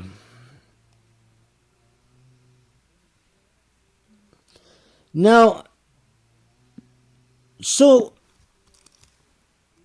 in the interest of time, I'm going to have to move on. Although, I could speak for hours about the veils. You get a taste of that in my fog. What did I call it? Fog of self-deception. Yeah, the fog of self-deception. I mean, but anyway, if you haven't heard these lectures, listen to them. I mean, this is sort of the okay. So because of the way that they relate to their own ego, that falsely lifts their head high but constrains their perception, and because of the fogs and veils that have accumulated over them, Muhammad understand that whether you warn them or not warn them, they're not going to listen. Their hearts are dead. They're blind. So it is, and as we'll see, it is orienting the Muslim who will have a mission to the reality that, listen, since Islam excluded compulsion, you can't force people to believe. But even more, understand, most people are not going to respond to you. Most people are not going to follow you. So, and as the Quran says elsewhere, فَذَكِّرْ مَا أَنْتَ إِلَّا مُذَكِّرْ لَسْتَ عَلَيْهِمْ مُسَيْطِرٌ. So teach and warn. You don't control people. That's not what Allah has authorized you to do. This is precisely why in any context in which you find a Muslim trying to control people in the name of Islam, know that you are seeing something, a gross aberration. There is so much of the Quran that is clearly directed at that scenario. Okay, so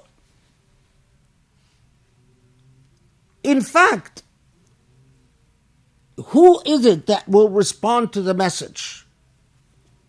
Who is it that will have the possibility of responding to the message? Now, this is a point that, again, it's subtle, but it's very important. اتبع الذكر وخشي الرحمن بالغيب فبشره بمغفرة وأجر كريم. So you pause for a second and say, this is verse 11.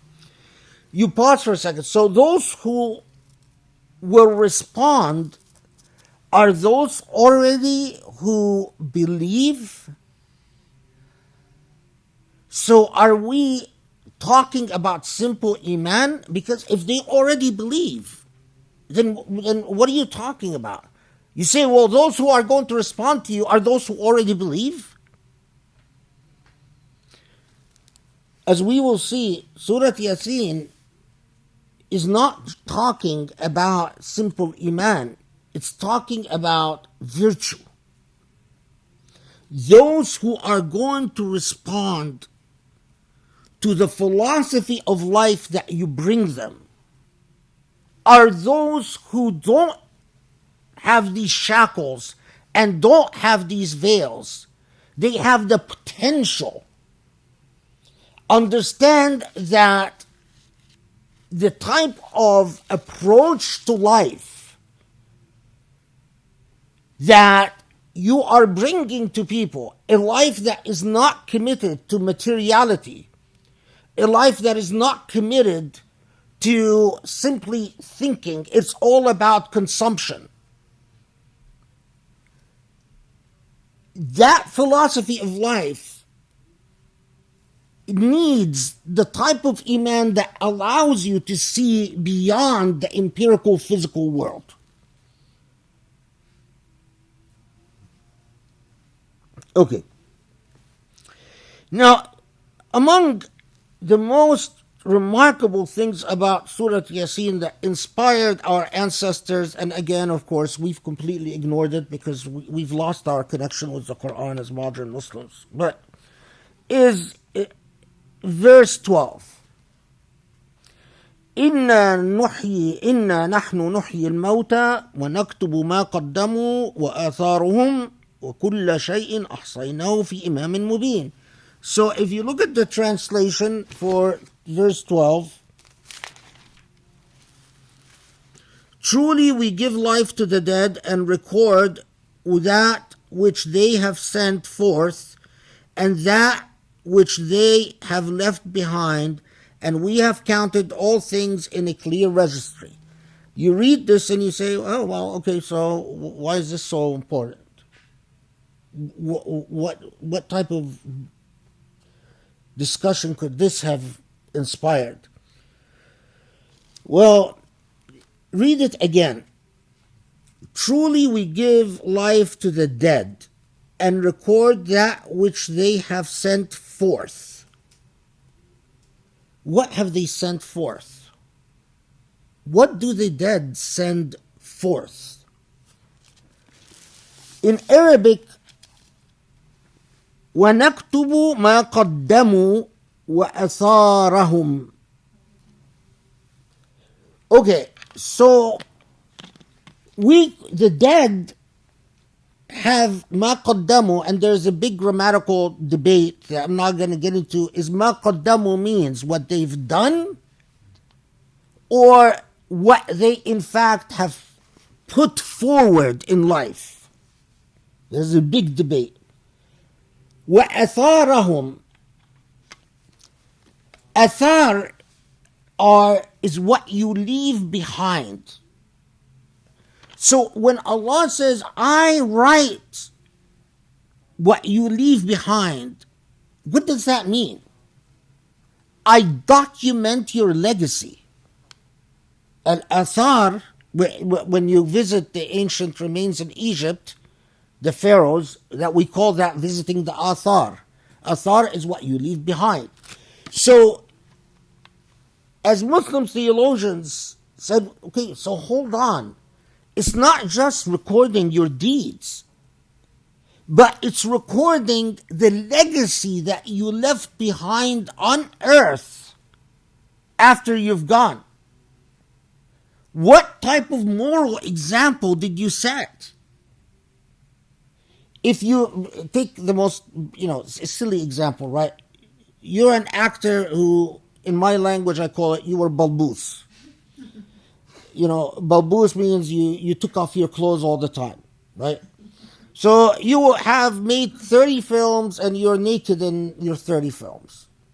What is your athar here? The 30 films in which you are balbus. And the athar are the impact of the 30 films of balbusness. And whatever these athar are. Now, take a less blunt example. What type of life have you lived? And what type of example have you left behind? So, when Muslim theologians make a very long story short, paused at this and said, oh my Lord, wait. It is not just about recording our deeds. It's about what calligraphy we left behind, what architecture we left behind. For some, like Imam al-Shirazi, what music we left behind.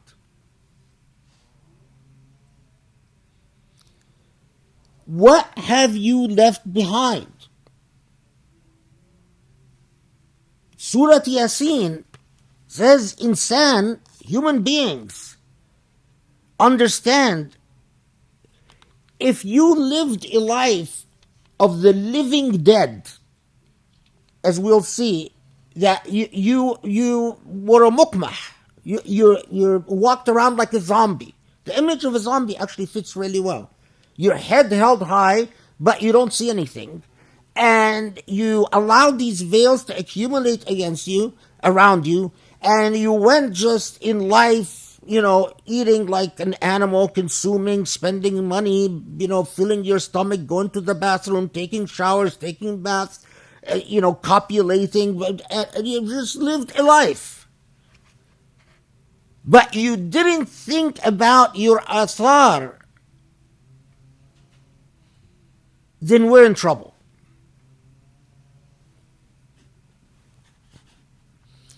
Imam al-Shirazi in particular, I want to introduce you to a part of the Islamic tradition that sadly has been forgotten by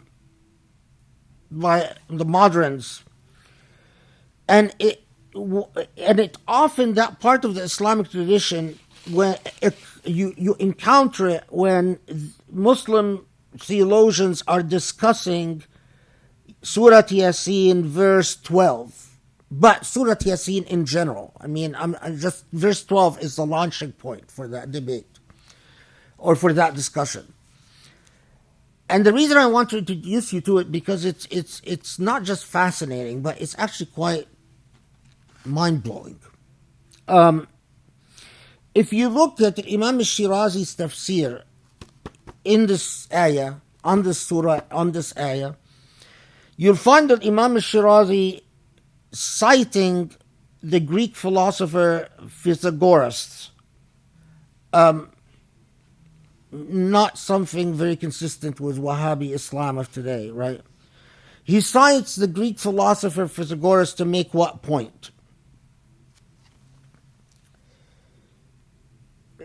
Imam al-Shirazi belonged to the school of thought that said that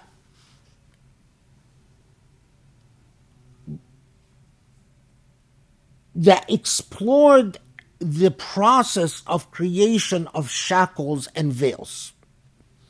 And to summarize what they argued is that they said, I'm sorry, just for those who know Arabic, I'll just say it very quickly. كل من اقترف معصية حصل من ذلك أثر في نفسه وحدث فيها حال وكيفية نفسانية إذا تكررت الأفاعيل وتكثرت الأقاويل استحكمت الآثار في النفس فصارت ملكات بعدما كانت أحوال. So this is very quickly just for the benefit of the Arabis. So what is that?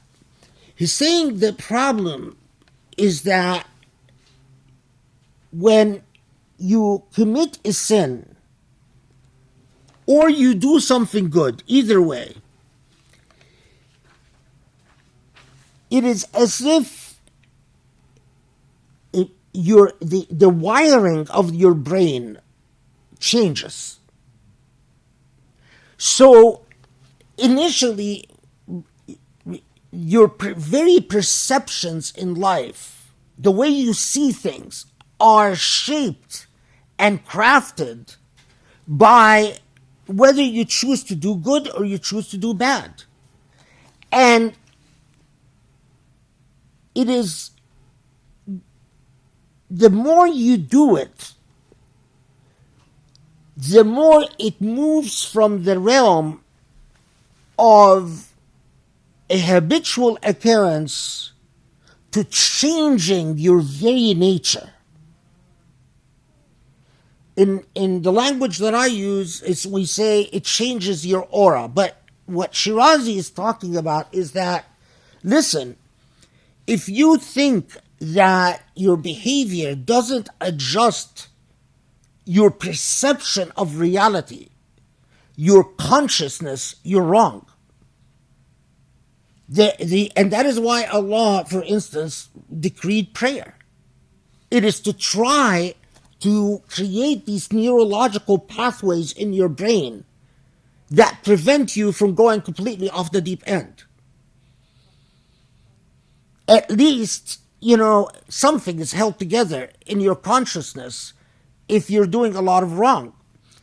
But there's even something more, is that they believed that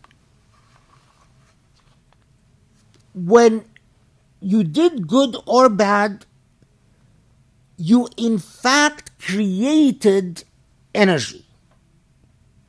And this energy became like an animated organism. So if you talk to Shirazi, he would tell you, a lot of people create their own demons. Why do you create your own demons? Because when you do things that are ugly, you're actually creating a ball of energy that is animated, that is dark, that will haunt you. And that will haunt you, and that demons then use against you. But it is your monster. And in the same vein, you create your own positive energy, your own angel, if you will, that aids you and blesses you. So they believed in what they call al-ajsam al-hulamiyya, holographic beings. And it is your deeds that create that energy that aids you towards goodness, and the energy that oppresses you towards evil. And that is why people who commit a lot of sin, it's not only becomes easier for them to do more and more sin, it becomes even harder for them to stop doing it. Because now they're haunted by an animated darkness that will not leave them alone. And it takes a lot of hard work to cleanse that darkness, to kill it, if you want to change. And, they go at great lengths about that. This is what Surat Yasin is talking about when it's alerting you to the state of shackles, the state of sudud, the state of iqham, fahum muqmahun, that,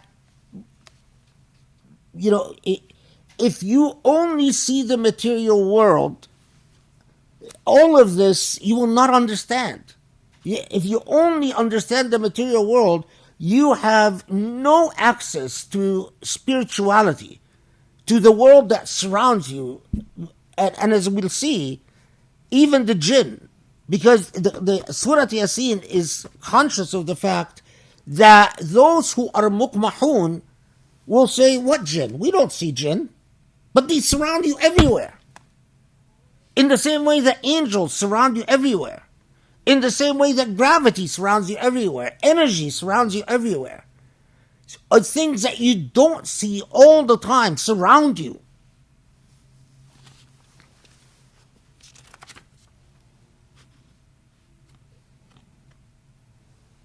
Okay. So,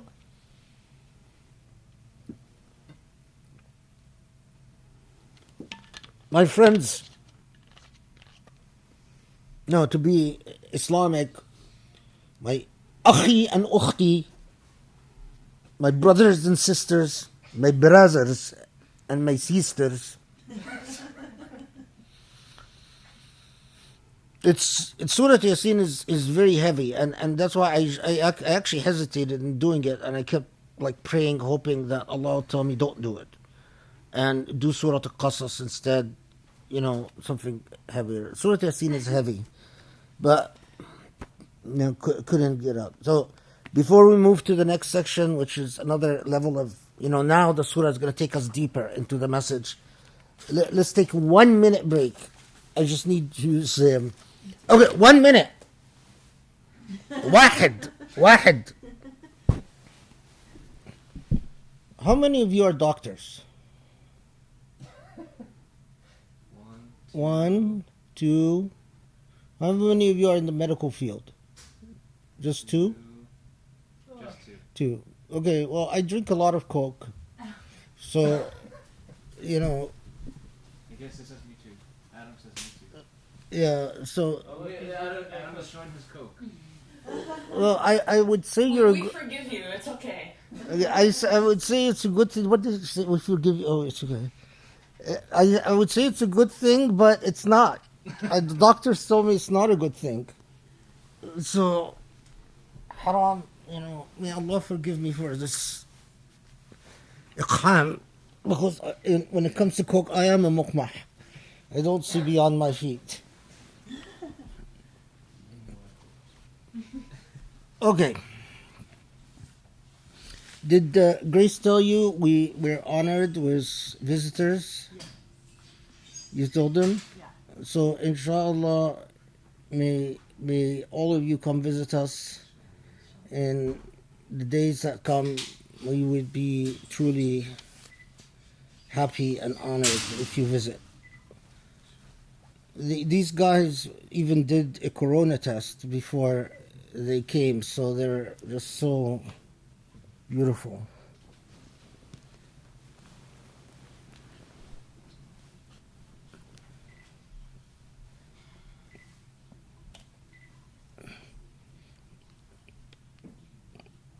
Cheyenne and Jannah are just a beautiful couple. I'm just so, when I see them, it just fills me with light, And we'll see Surat Yasin talks about couples. So I'm not actually going out to Surat Yasin. It even talks about couples. So it talks about them. It has a message for them and to all beautiful couples like that. Okay. Maybe that's why Allah chose Surat Yasin. So then the surah takes us, moves, shifts to a story about a qarya, a town. And the Quran doesn't tell us what town, just a town. And it tells us that this town had 2 messengers sent to it. And as we will see, not just the 2 messengers, but even a 3rd messenger sent to it. And things don't go well for these messengers in this town. They're not received well.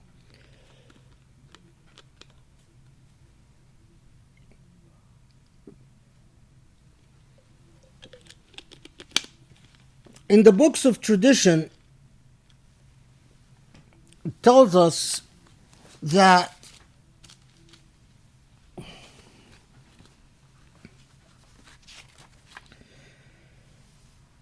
they tell us that that this town is probably Antioch, the town of Antakya, Antioch, and that it was Jesus that sent.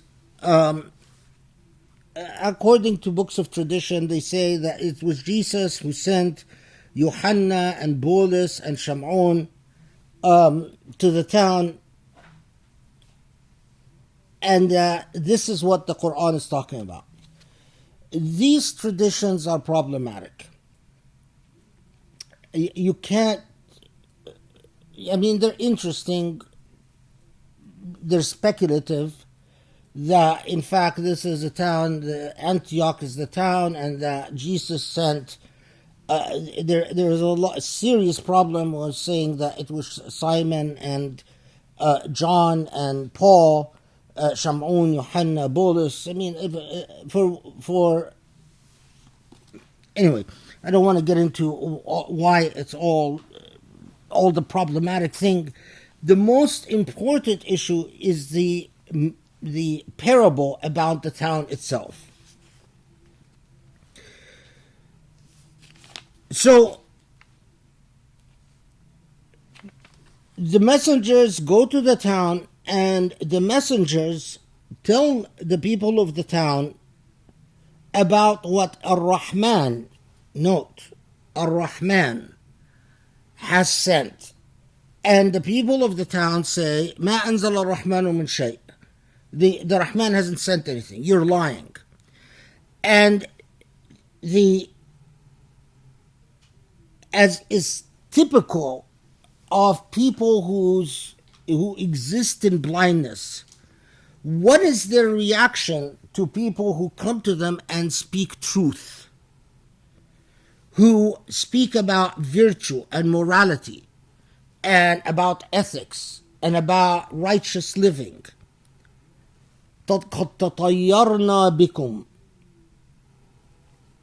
You pause here. What is تطيرنا بكم? You are bringing us bad omens. So they said, you are but human beings like us, and the Rahman, the compassionate, had sent down nothing. You are lying.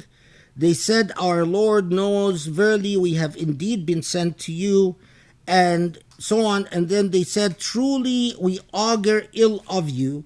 You cease not, if you cease not, we shall certainly stone you, and a painful punishment will certainly befall you. Now, تطيرنا بكم is translated as augur ill of you, or ill omen. تطيرنا means when you jump, you're not responding to the actual message on the merits, but you say, you are a threat to us. We see you as a threat.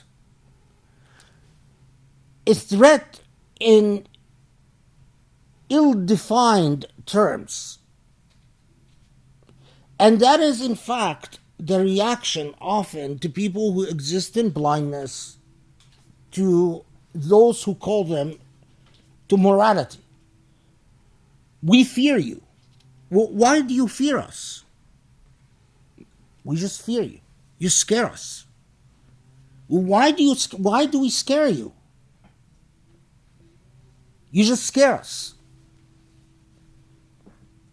Because of these veils, and if you take the school of thought that Shirazi comes from, because of the bad energy, if you will, that you've created around yourself, you exist in fear of exactly the type of thing that you should embrace. Morality, virtue, righteousness. What is morality and virtue? Surat Yasin will tell us morality and virtue is, for instance, feeding the poor. Instead of it, say, oh, that makes perfect sense. No one should starve where we are. People should not suffer. No, it scares you. Our way of life is, I get to enjoy what I have, and the rest be damned. And if someone comes and tells me, you know what, you have to share what you have. You can't live a selfish life. Your reaction is, you know what, you scare me. You make me apprehensive. You make me exist in a state of dread. So, this is the reaction to the three messengers, whoever they are, and threats. Ultimately, shut up or else. And that's why you see in so many parts of the world, it is the most righteous people who are being tortured in prisons. You scare us, and our solution is to shut you up violently through the exercise of power. And the exercise of power in an unjust and tyrannical and despotic fashion. So in this context, then the Quran tells us about this man who comes from the margins. جاء من أقصى المدينة رجل يسعى. So a man that comes from the margins. Why a man that comes from the margins? جاء من أقصى المدينة يسعى is a reference to a marginalized man. The Quran is alerting us to what? That it is the marginalized that will often come having, it is the marginalized, if you will, in our language today, the disempowered, who will have the greatest possibility of actually responding. And this man comes and says, what these people are telling you are for your own good. They are in fact truly guided. Your fear and your threats are not justified.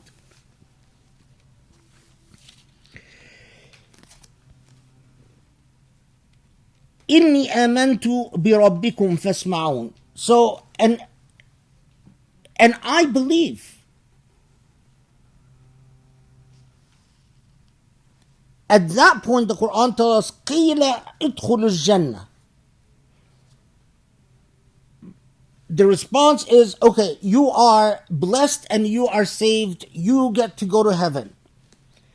Again, in the tradition, it tells us that the man, his name was Habib al-Najjar, and this man was a farmer at the marginalized farmer, a small scale farmer, and that he goes and he says, this is the truth, and you know that this is the truth. And as a result, he is killed. There are different reports as to how he's killed, that he's stoned to death or beaten to death, or his head is smashed, so on. And that when the Quran comment says, Idkhul Jannah, it's because this man effectively was martyred. Again, we have the same problems with the reports about Habib al-Najjar and whether a man called Habib al-Najjar ever existed in Antioch at the time, around the time of Jesus. It's not, you can't rely on it. But what is important, and far more important, is the metaphor itself, the parable. And you pause here when the man is killed as a result, or tortured and killed as a result, and he is then received with redemption at وَقِيلَ ادْخُلُ الْجَنَّةِ, enter heaven. His response is, I wish my people knew the truth. يَا لَيْتَ قَوْمِي يَعْلَمُونَ. Here there's a sort of a nice thing to notice, is the fact that this man cared about his people. It is not, he's not a selfish, self-centered man. It's a man who tried to intervene with his people righteously, paid the price. And his response to this, if they only knew the truth, I wish they knew the truth.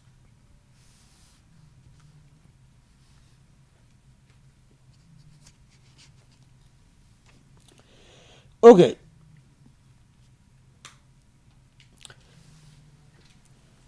What is important here is notice that this is a normal, average man, which harkens back to the beginning of the Surah Yasin, calling upon human beings. This is an average man. He's not one of the messengers. The clear message here is that the average human being bears the burden. And even if that burden leads to the ultimate price, that what Surat Yasin is, although it is talking to the Prophet, but it is talking to the Prophet about the obligations and duties of average human beings. And then this remarkable verse 30, يا حسرة على العباد ما يأتيهم من رسول إلا كانوا به يستهزئون. Allah comments on this by saying, يا حسرة على العباد. Let's see how they translate it.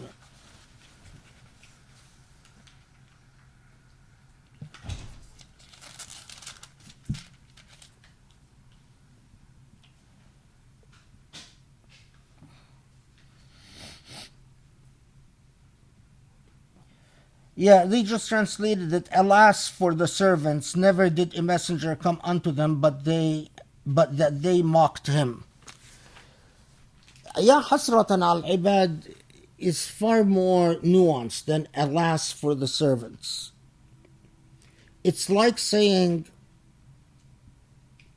it is so sad what human beings always do. It's as if Allah is commenting, saying, I know you guys. I know that the way that you react to the truth and the way that you react to the marginalized, the way that you react to the disempowered, and the way you react to the messengers of God, who are always, by the way, among the disempowered. They're never, they're not the powerful people. Is that you mock them. So put together the reactions. The reactions is you feel anxiety, you use threats, and you mock. You poke fun. And Allah tells the Prophet ﷺ, and tells us, it's tragic. It's really sad that I gave you free will, and so it is.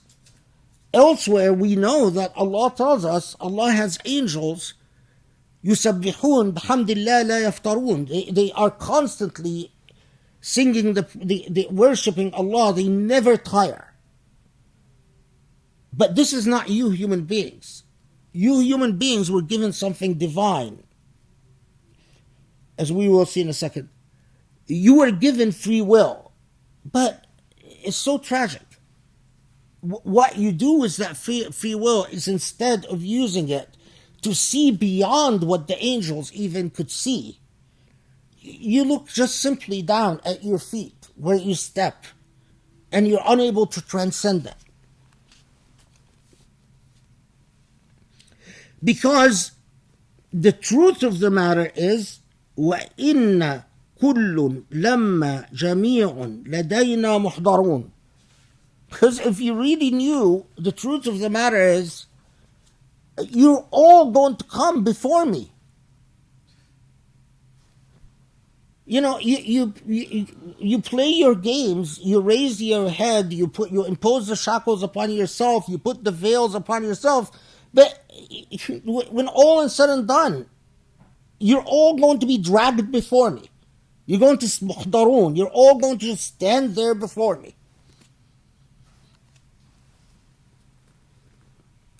Okay.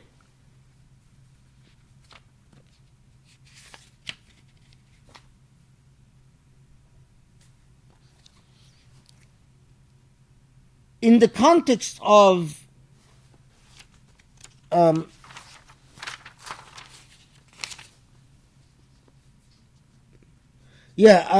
sorry, I forgot this. If you look at verse 17,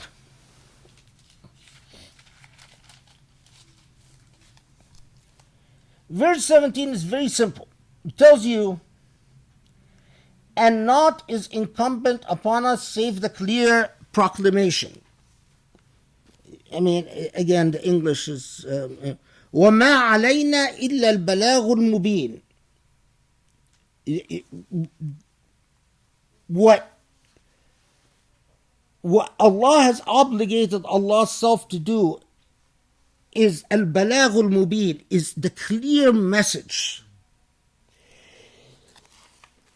Because, again, our ancestors took the Quran far more seriously than we did.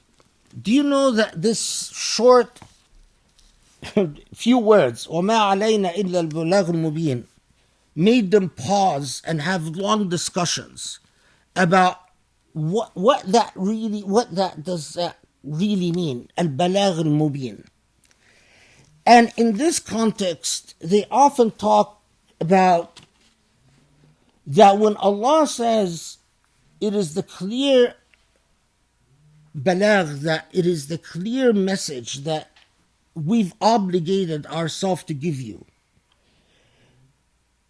They talk about al-aql shar'un min dakhil wa shar'u aqlun min kharij. What this means is that reason is an internal sharia, and sharia is an external reason. So in other words, you have sharia inside of you, while the laws, the discourses about the laws that exist in books are what they ought to be, what the law ought to be, is an application of reason for external to you. So what they're saying is that the law is innate to you. And in order for the law to actually address this innateness, the law itself has to be rational. This is just aside for all those who, in the modern age, who think that Islamic law can be cruel and irrational and unresponsive to human needs. That's not the way that the whole usul and usuli method was developed. The law must remain relevant because the law has to remain rational. In a word, reasonable. If the law ceases to be reasonable, there will develop a gap between the innate discourse inside the intellect and heart of a human being and the way people talk about the God's law externally. And that's not acceptable. That is, if you want to understand a lot of the problems that Muslims suffer from today, it's exactly this, the gap between a law that no longer is reasonable and the inside of Muslims that has become confused because they were denied the license to use reason to understand the law. When I come to you and I say, no, you can't evaluate the law according to rational standards, you become lost. The balagh al-mubin becomes confused inside of you. Well, if I can't use reason, so what do I do? Well, you just have to obey the text. But innately, we know that that doesn't work. We know that. And because we innately know that, hypocrisy develops in the heart. We'll say things like, Sharia is absolutely just, but none of us want to live in a Sharia state because we know it would be cruel and unjust. That's hypocrisy. But it's not our fault. It's the fault of those who shepherd the law. That's not our fault. It's the fault of those who speak for the law, because the law is no longer in sync with our reasonable and rational abilities. It no longer talks to our hearts. It has become an agent of blind power. Those who have power will apply the law the way they want to apply it, and we are just supposed to submit. How is that balagh mubin? How is that balagh mubin? So, when I talk about the plight of Puritans, what I mean is exactly this. I mean, all of this comes from a methodology that is centuries old, built upon generations and generations of people who thought very seriously about the text of the Quran and the guidance of the Quran. And the guidance of the Quran is not just, a bunch of hadiths that you read and you implement. If we are going to have a chance, those who shepherd the law have to go back and understand the tradition that spoke al-aql shar'un dakhil wa-shar' aqlun kharij. You find this language, in many different places, but again, if you want the easiest and the most direct access to it, look at Tafsir al-Shirazi on verse 17.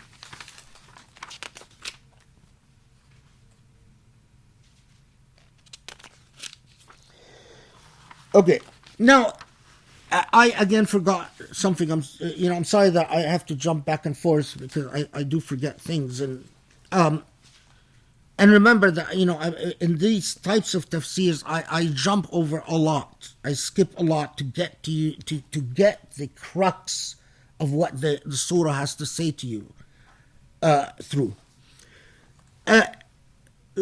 Often in talking about verse 19, this is the verse where the people react to the messengers by saying, "You scare us, you make us anxious, you make us apprehensive." We find a very fascinating discourse about what precisely creates that fear in human beings from people that are calling them to their conscience. And the elaborations often talk about how human beings,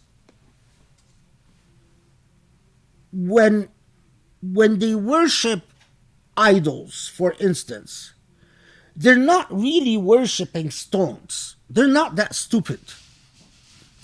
What they are worshiping is a constructed narrative, as they say, عقائد جزئية لصور وهمية, that they have constructed narratives about what makes them safe in life.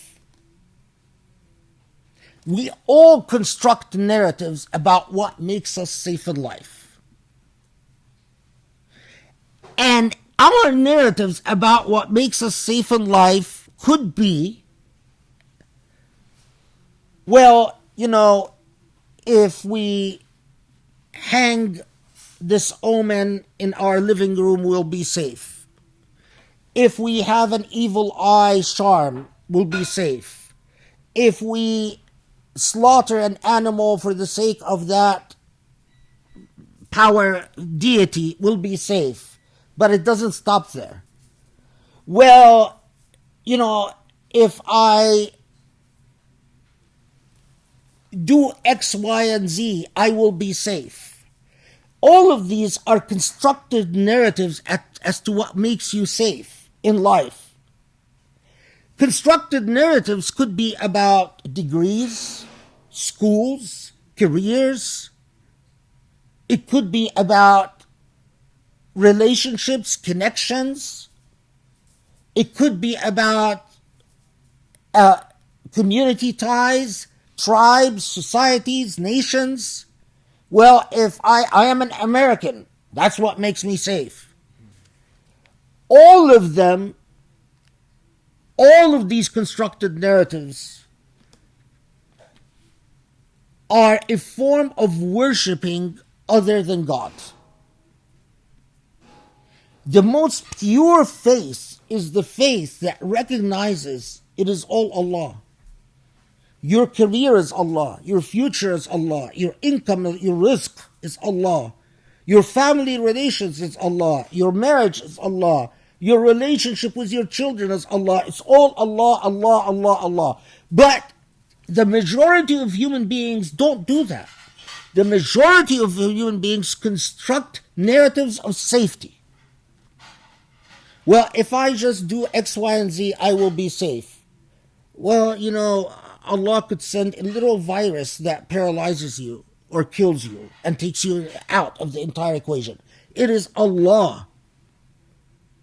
And if Allah allows you to go about, you get your degrees, you graduate at the top of your class, you get your diploma, and you get your career, and you get your income, and so on. Well, the truth of the matter is, it is Allah that allowed you to get all of that. It is not the things that you used that are constructions of human society to believe that you've been enabled. It is actually you've been enabled by Allah. And so gratitude belongs to Allah.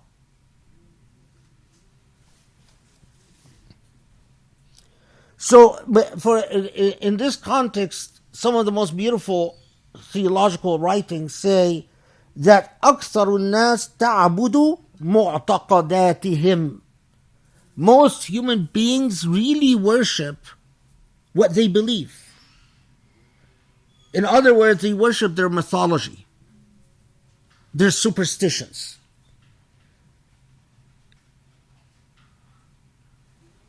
Do you see why Surat Yasin is so critical? It just opens up layers upon layers upon layers. It just takes you and says, wake up. There's you as a Muslim, you're being called to wake up to a reality of your life on this earth and the life beyond this earth, and that most human beings are living dead. I keep coming back to this to this idea because of how critical it is. Now, Surat Yasin is a surah in the Quran. Where did I put this? I remember I wrote it. Yeah. In which the word mubin is repeated the most often. It's repeated 7 times in Surat Yasin. Imam Mubin.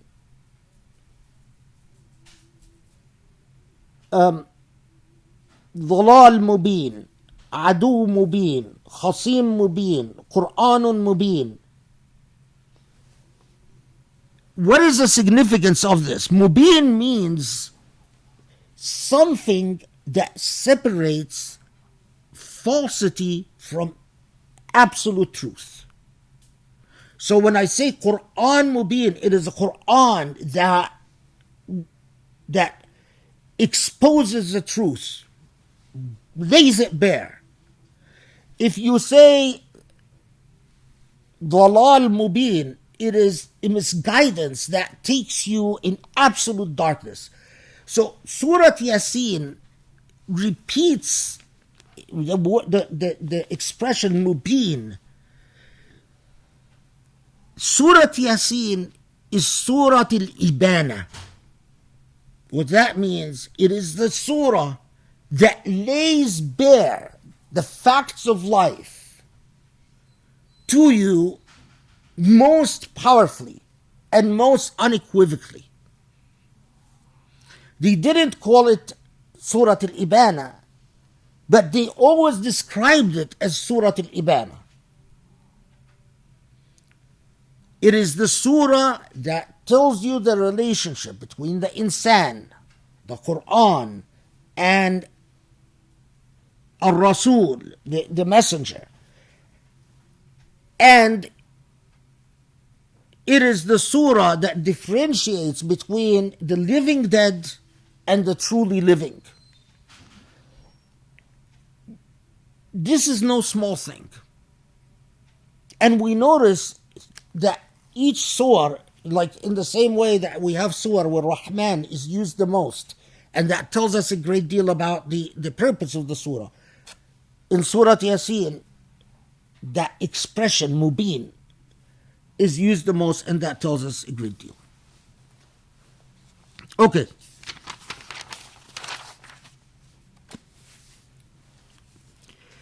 So then,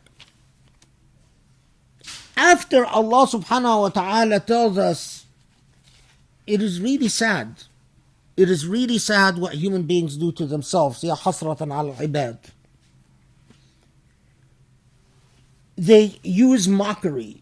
They joke around to avoid confronting the truth. As again, a usual Quranic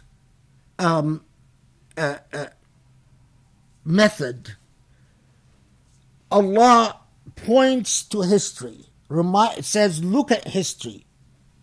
Haven't they seen the story of nations before them? Nations rise. Nations believe that they are in control, that they have all the power, but they crumble. And the story of nations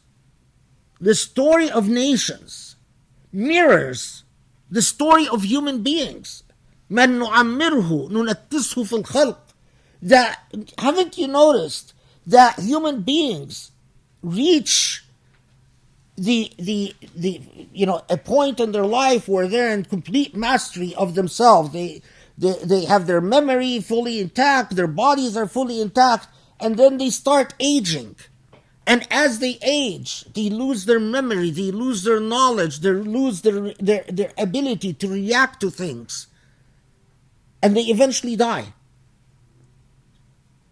Look at the narrative of creation. Nothing stays. All of you, human beings, and even you, Prophet, all of you will get old. And as you get old, all of you will deteriorate. And all the doctors present with us are not going to be able to do anything about that. They're not going to be able to stop the aging process. And they're not going to stop death. It's going to come. I'm not picking on doctors. I love doctors. My sister is a doctor. My entire family are doctors. Just me who's a loser lawyer. So, God bless the doctors.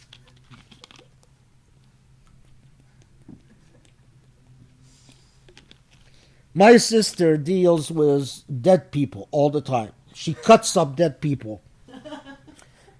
People who died in crimes and accidents comes to her and she cuts them up.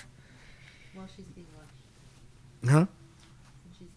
Oh, yeah. No, she's used to it. She used to be like the person who would get grossed by, terrified of it. If there's a cockroach in the room, she would scream and refuse to enter the room for hours.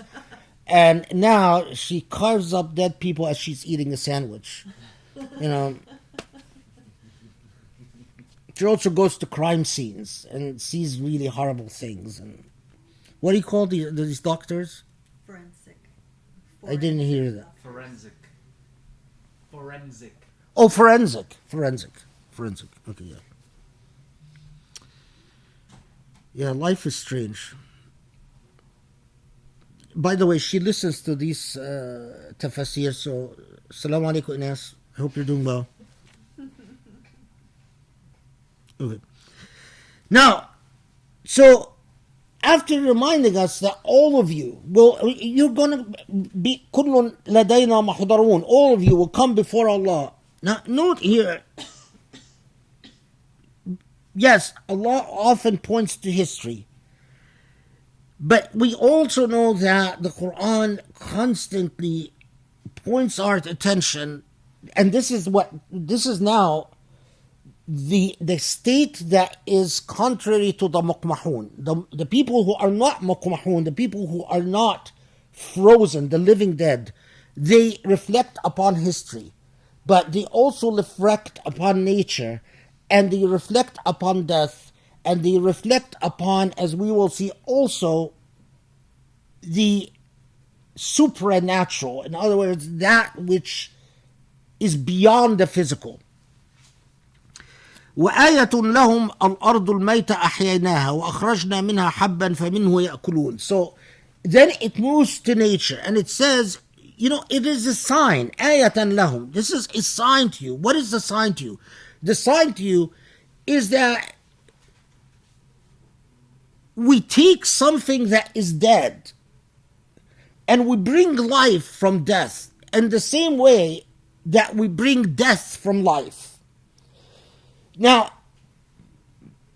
that reference to الأرض الميتة أحييناها, that we bring life to the dead earth, is a reference to the potential, not other than alerting you to the miracle of the growth of nature, but it is also a reference to God's ability to transform those living dead into fully living human beings. Human beings that in fact see beyond, they're not mukmahun anymore, that see beyond their feet. This insight is not mine. This has been noted by so many commentators and so on.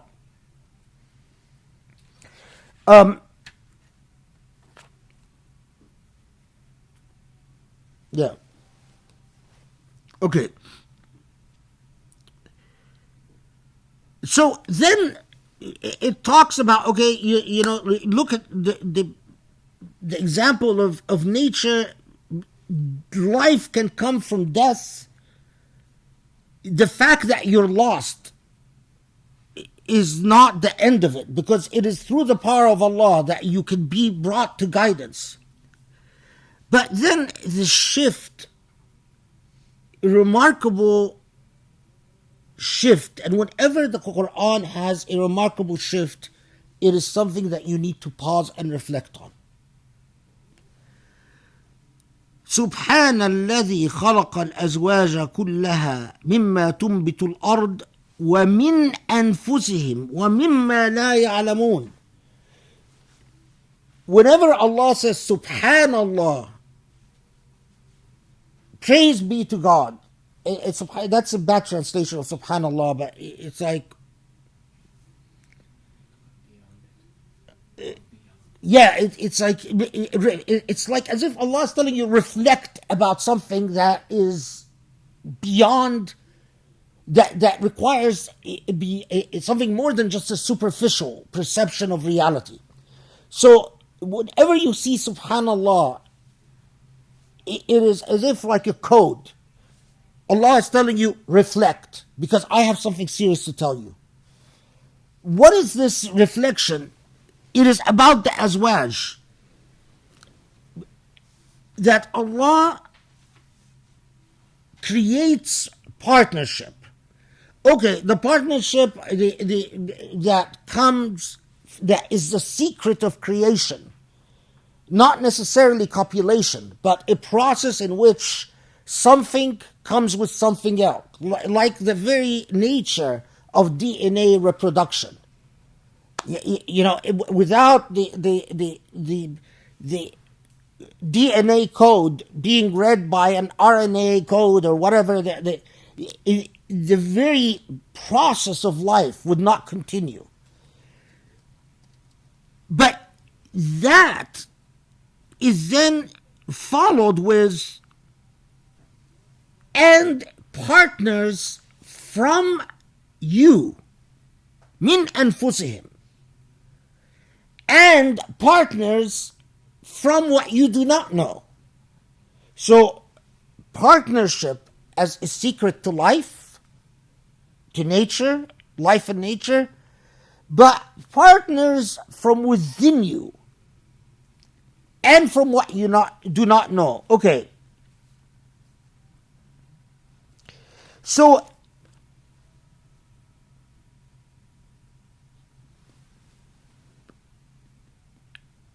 I kept reading enough Tafsir until I found a discussion. Someone else discussed what struck me from dhikr and prayer.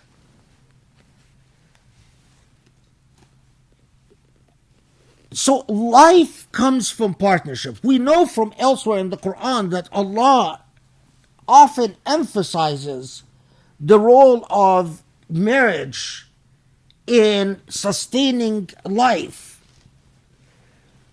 But here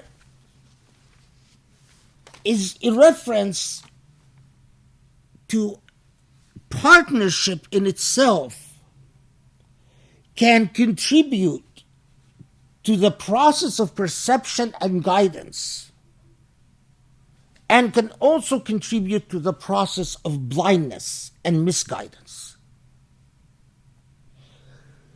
So, maybe if I knew how to use a computer, maybe it wouldn't have taken me so long. But eventually, I'm blanking out on the name of the book.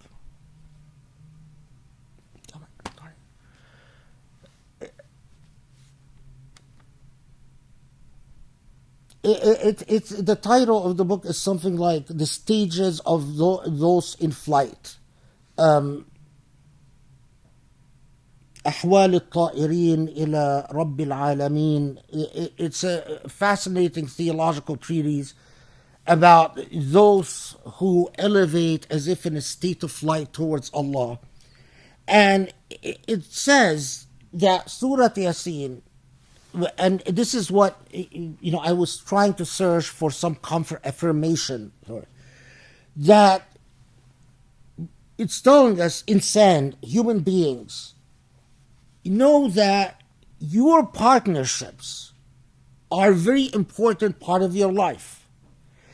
And these partnerships could contribute to the state of iqham and sudud and change. That it could be what partners as a couple, the type of shackles and veils that they construct collectively together, or it could be a vehicle for perception and liberation.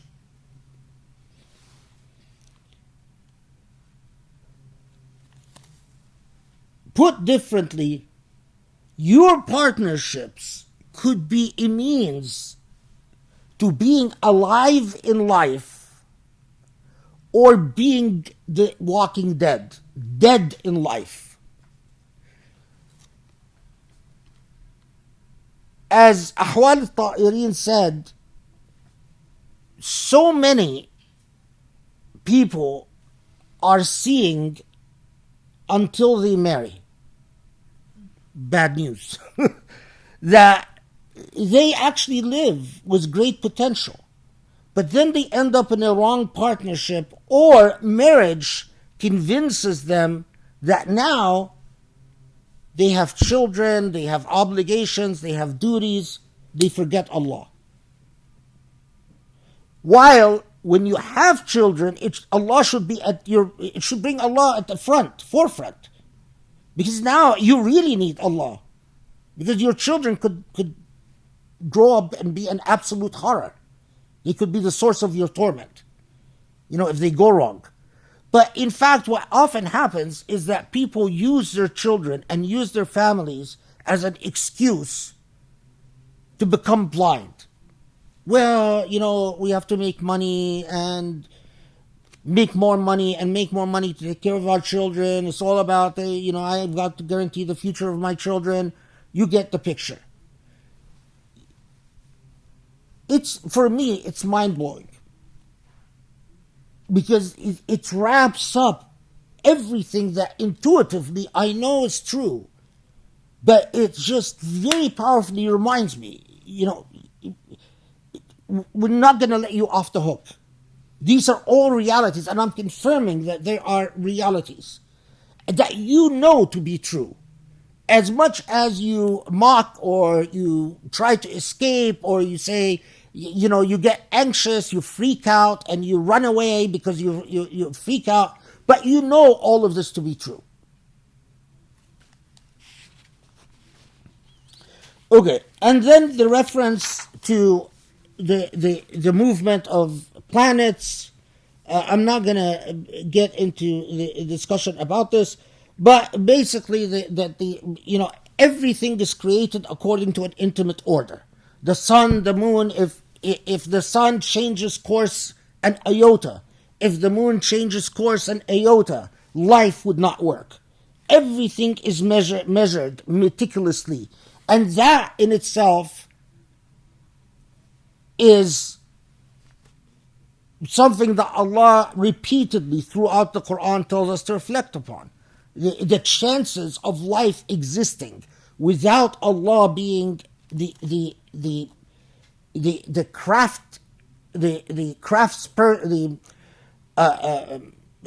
without Allah being the maker, the meticulous builder and engineer behind this life, is such a remote possibility that for you to believe that it existed by coincidence is insane.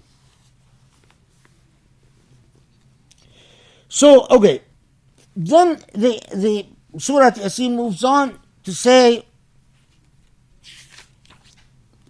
وَإِذَا قِيلَ لَهُمُ اتَّقُوا مَا بَيْنَ أَيْدِيكُمْ وَمَا خَلْفَكُمْ لَعَلَّكُمْ تَرْحَمُونَ. This is 45.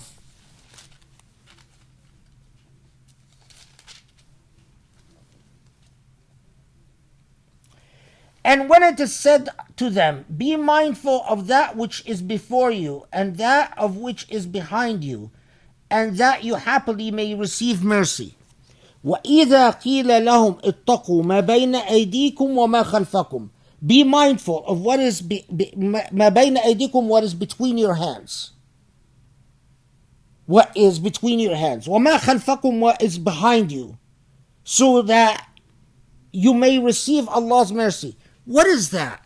That is between your hands. And that is what is behind you.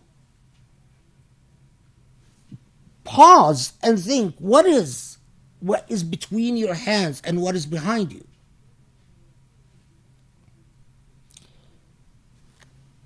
In reference to exactly the contra to a state of iqmah. The muqmah doesn't see beyond, their head is raised and they're stiff. They only see down at their feet.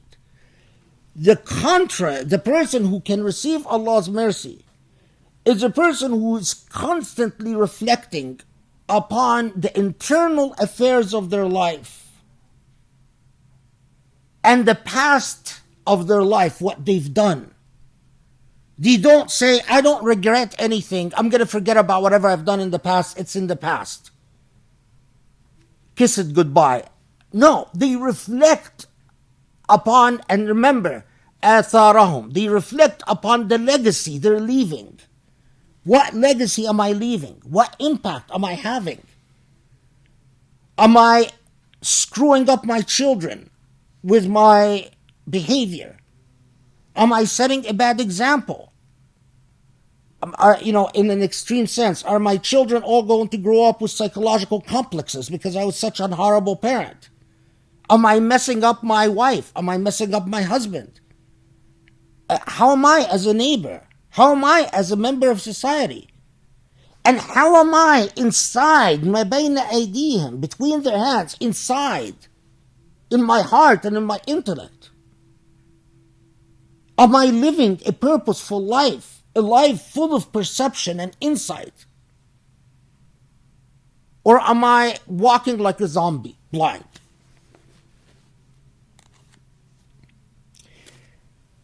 Note, وَمَا تَأْتِيهِم مِّنْ آيَةٍ إِلَّا كَانُوا عَنْهَا مُعْرِضُونَ. That every time Allah sends them signs, they turn away. Okay. Are the signs that Allah sends as blatant as the three messengers? Remember that guy that came from the margins? From Aqsa al-Madinah? Sometimes, and often actually, the most disempowered is your sign. The most like you is your sign. Allah sends signs all the times. We ignore these signs and say they're coincidences or they're not relevant to us. So, as Imam Ghazali said, every time you hear about a person who starved to death, that's your ayah. that's your sign.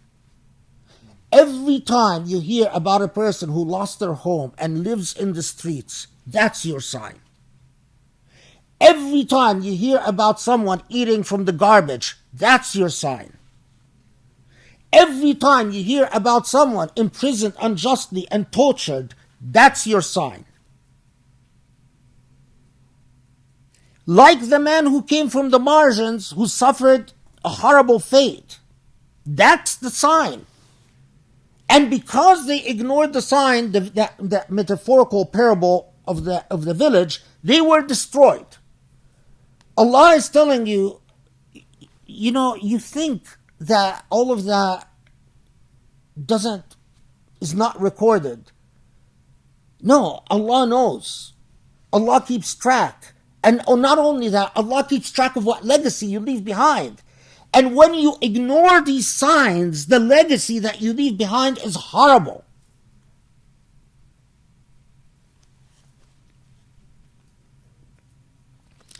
That is why immediately what follows from that, after telling you about the signs that you ignore, what does Allah immediately remind us of? وَإِذَا قِيلَ لَهُمْ, this is verse 47, وَإِذَا قِيلَ لَهُمْ انفقوا مما رزقكم الله قالوا الذين كفروا للذين آمنوا نطعم ما يشاء الله أطعمه إن أنتم إلا في ضلال مبين. So, right after mentioning the signs, and when they are told, spend from what Allah has given you, spend doing what? Spend feeding those the needy, the signs, as Imam Ghazali said. What is their response? The response is logical. Assalamu alaikum, everybody. So, I guess my one paranormal story wasn't enough. We needed something a little bit more intense level. So yeah, that like our power went black. Like everything went off right at that moment. And then it came back on again for a brief bit, and then it went off again. So we were all like, okay, we need to go pray. So alhamdulillah, we're back, and I guess that really just underscores how incredible this surah is, and this, alhamdulillah. So alhamdulillah, it's all good. So we'll get started again. Should I start? Yes.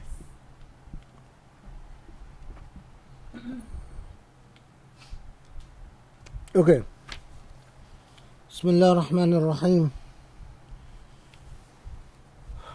Salatu wa salam ala Muhammad wa ala alihi wa ashabihi tabaw bi ihsani ila yawm ad-din.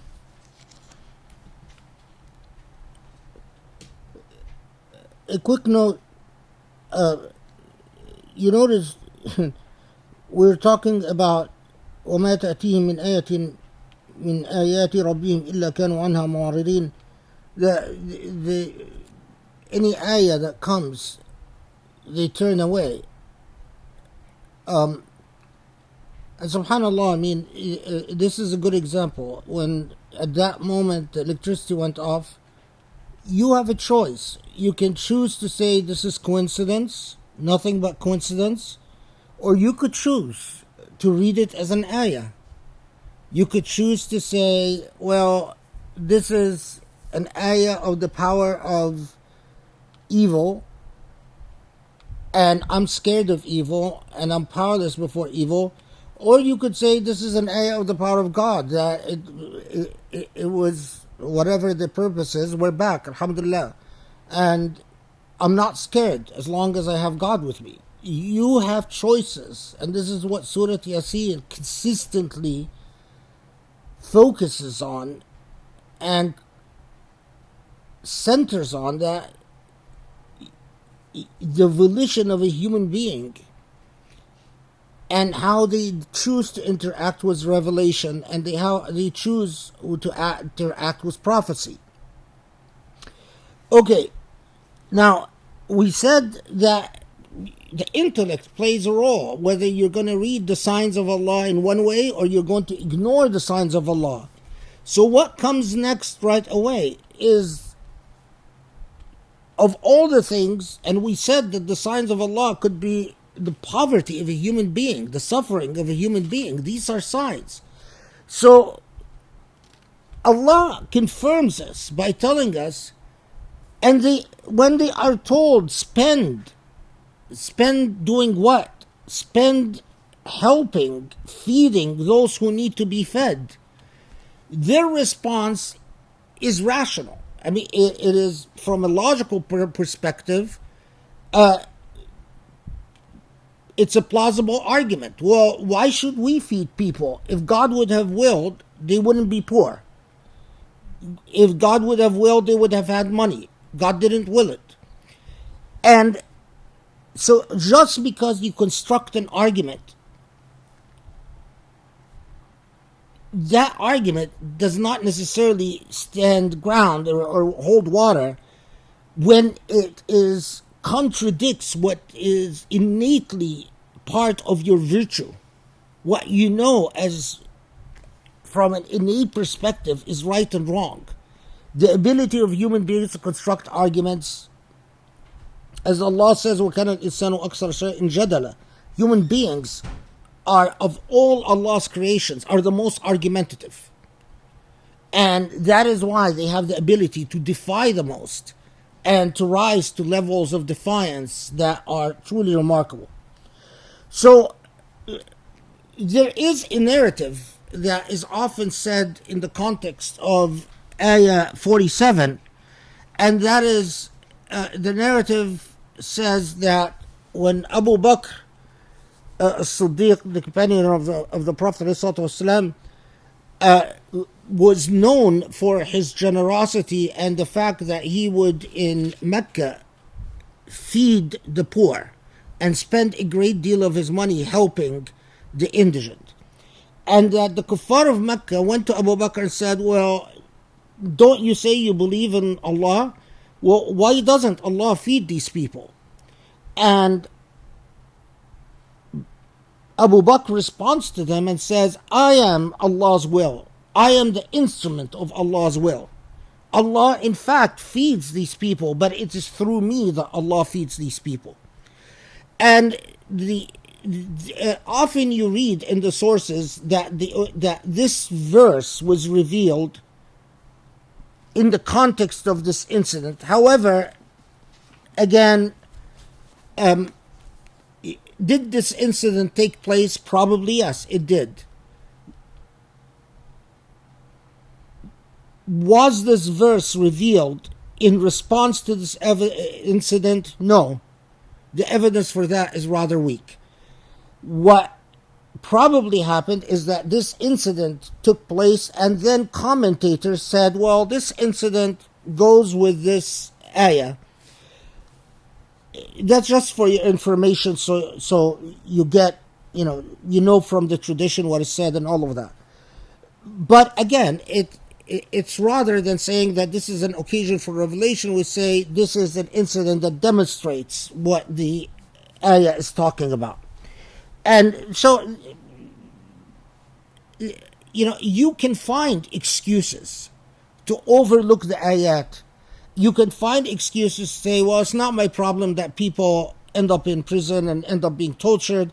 It's not my problem that people suffer. It is not my problem that all types of things happen in the world that are unjust. But it is what athar, what legacy are you leaving behind? And as the legacy of people build up, and if the legacy is an evil legacy, evil imposes the shackles that blinds people. And that is why an unjust generation really, really burdens the generation behind it. Because it leaves behind enough darkness. In our language today, it leaves enough negative energy that it becomes harder and harder for further generations to free themselves from the blinding shackles of darkness and negative energy. And then part of this argumentativeness is that they tell their response is not just, well, if Allah would have willed, these people wouldn't be poor, so why should we spend our money? But the argument, well, okay, so you're telling us there's going to be a hereafter. When is that exactly going to be? And here there's rather an interesting comment that I read, commenting on verse 48. The reason that they say, well, when is this time? When is this hereafter going to occur? I believe this is from Tafsir al-Razi. If I didn't write down, but I remember it's from Tafsir al-Razi. It says لأنهم لا يرون إلا ما هو أدناهم لا يفهمون إلا الحاضر. That there's a problem with the consciousness of these people. These are people that live in the present moment. And because they exist in the present moment, they live from moment to another, they find it very hard. And the more that they become anchored in the present moment, the more you live as an empirical, material human being concerned with the present moment, the more it becomes the harder and harder it is for you to foresee or to perceive of the paranormal, if you will, of that which is not empirical and not material. It becomes harder and harder. So the author here comments, says, they only understand, they only see what is below them. Literally, they see what is at their feet. And because they only see what is at their feet, they live in the present. And because they live in the present, it becomes harder to conceive of things like angels, demons, hereafter, resurrection. It becomes more and more remote from your consciousness.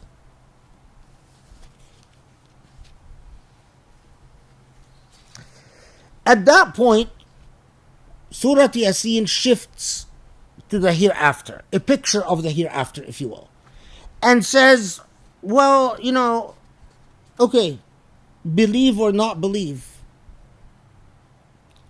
there'll come a moment. And that moment, من الأجداث إلى ربهم ينسلون. The Arabic here is very powerful. They will literally be flowing like a river flows from the graves to Allah, إلى ربهم, to their God. It's like, okay, well, argue all you want, deny all you want, live in the moment all you want, be what you are. But the moment will come and the promise will be fulfilled and you will come flowing as if in rivers to Allah.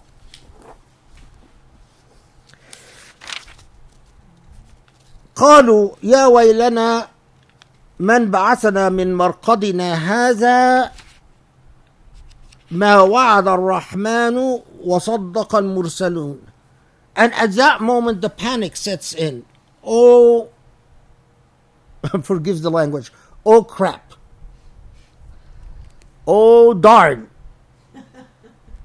Oh crap. We are in trouble. What? Now we've come back to life.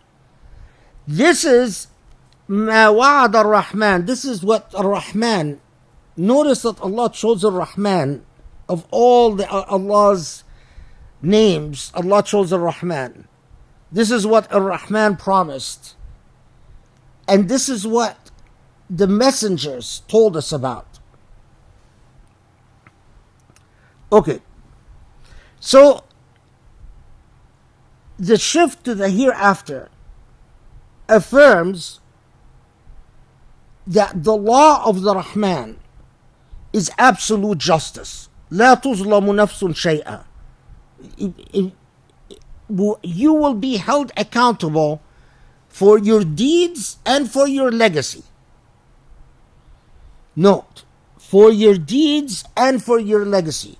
Did you leave a good legacy on this earth? Or did you leave suffering and misery? It's one thing for us to think about our deeds, but think about your legacy. Your legacy is everything you come in contact with in your life. The way you affect and impact other human beings.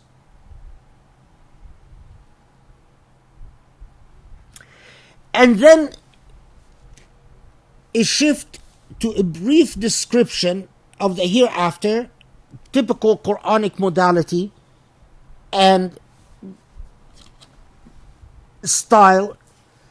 The only thing I will pause here and say, هم وأزواجهم في ظلال على الأرائك متكئون. Some of the most interesting, this is verse 56, when it talks about they and their partners being rewarded. There's a very interesting discussion in Surat Yasin, or commentators in the intellectual tradition of our ancestors, about these azwaj. The most, of course, you have the range of opinions that we've talked about when we did Surah Al-Rahman. These azwaj are who you will marry, or who you will be your companion if you're a man or a woman. It's not a gendered issue. Yes, women, according to the view of those who said that these are companions, yes, women will have companions that are, handsome looking, very,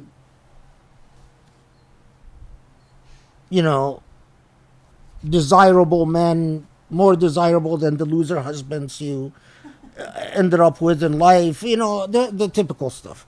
But that's not the interesting part. Some said that no, the azwaj are your partners on earth. These will be your azwaj. So basically, who you're married to, you'll be stuck with in the hereafter. So you better choose wisely who you're married to, because, according to that school of thought. The most interesting school of thought, in my view, are those who said no, the partnerships and companions will be a creation by Allah composed of your deeds. Your companion, your zawj in the hereafter, indeed will be your deeds. If your deeds are truly beautiful, they will be your companion, a companion that is most beautiful. If your deeds are, just above the mark, well, that's a companion you end up with.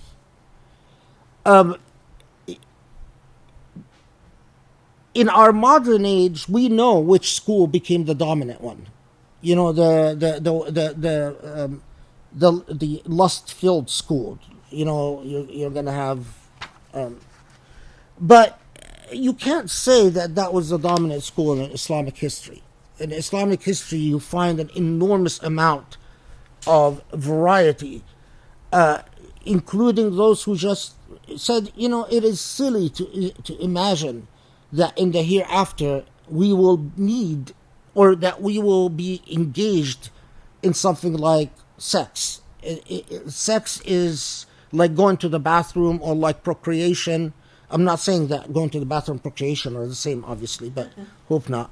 But Allah, who created human beings the way they are on earth, is capable of creating a new reality. We don't know what that new reality is, but what Allah is telling us, that it's a beautiful reality. And then the one that I find just the most fascinating, that says no, the azwaj are your deeds. And this is again the Hulami school, the holographic school. Okay. A short pause with 58. Salamun qawlan min Rabbin Rahim. If you can memorize this, memorize this. Salamun qawlan min Rabbin Rahim. I tell you that each surah I use a dhikr. And my dhikr for Surat Yasin was Salamun Qawlan min Rabbin Rahim. And if you look at the very end of the surah, ayah 83, سبحان الذي بيده ملكوت كل شيء وإليه ترجعون. These two ayahs were my dhikr for Surat Yasin. I would sit سلام قولا من رب رحيم وسبحان الله الذي له ملكوت كل شيء وإليه ترجعون, and I would repeat them for hours as I worshipped on Surat Yasin. Now, سلام قولا من رب رحيم, there is no way that this is going to be translated during the there is no way that it's going to be translated adequately. But if 58, peace, a word from a Lord the most merciful, it is far more powerful than that. Muslims through the centuries, whenever they get scared, like when a Muslim sees a ghost, our parents and grandparents, probably our grandparents, because I'm not sure about our parents, we all became westernized and lost a lot of our tradition. But definitely, I remember my grandparents, whenever they would get scared, they say, Salamun qawlan min Rabb Rahim, meaning it is Allah that assures me of peace, and is Allah my protector. Memorize that. It is a powerful protection. It is a powerful protection. Salamun qawlan min Rabbin Rahim. A word of assurance, a word of guarantee. Salam, peace. From what? From the most merciful Lord. Salamun qawlan min Rabbin Rahim. A very powerful protector that will, inshallah, keep you safe in so many situations in your life. Of course, then Allah goes and reminds us of the obvious, that didn't I tell you, human beings, be aware of demons? Don't fall. Note here, أَنْ لَا تَعْبُدُوا الشَّيْطَانِ. This is ayah 60. Don't worship the shaitan. How many of us are Satanists? Well, hopefully not many of us. Although if you go on Amazon and you look up books on Satanism, you find hundreds of readers. Satanism seems to be very popular among kids these days. But, okay, so these people are screwed up. But most of us we're not Satanists. But we slip into, when we worship, our conceptions and our constructed beliefs, we are worshipping what takes us away from Allah. If you want a perception of life beyond, of the barzakh, the state between the hereafter and this life, the state after death, the barzakh has one center of light, and one center of mercy, and one center of compassion. It has one center where you will feel repose and peace and safety. The closer you get to that center, the safer you feel, the warmer you feel, the more protected you feel. The further away from the center, the more you are in demonic territory, and the more scary it is. That center is Allah subhanahu wa ta'ala. In this world, we are free to construct our own centers. In this world, Allah has given you the choice. We are free to even protect ourselves from all types of things. Once death comes, it's a different ballgame. You are no longer free. It's a reality that is far more stark than the reality that we have in this earth. Okay, so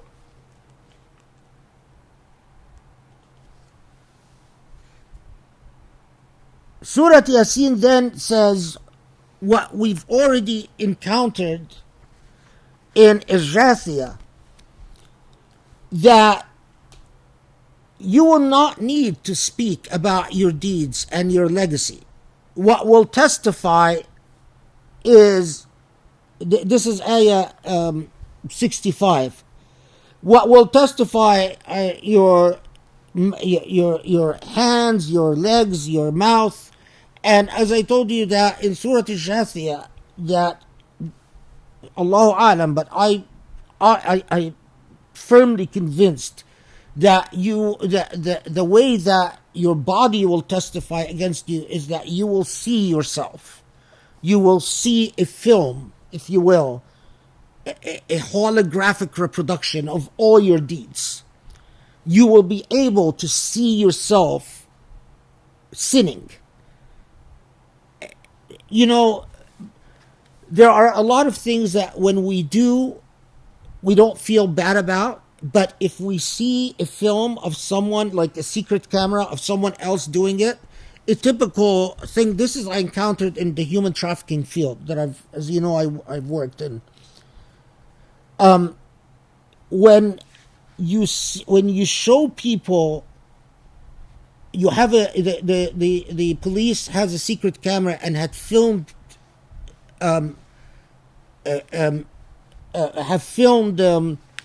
pimps abusing their women and filmed men abusing children. A lot of time, the thing that the defendant does not want to see the most and is the most uncomfortable with is when you show that film in court. And seeing yourself doing it is a horrible experience. And if you saw others do it, you would be able to condemn it. But when you're doing it, it's a different thing. And that is what is in accountability, to be shown what your hands, what your body did because of your will, is going to be trying.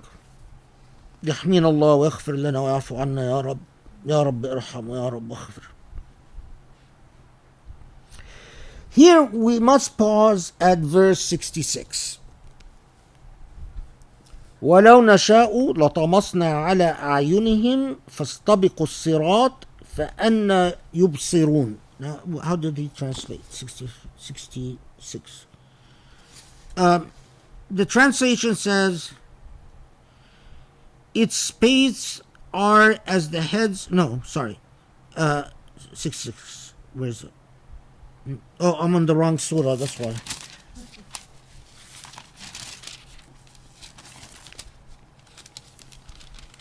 Oh, I found Yasin, so it's good.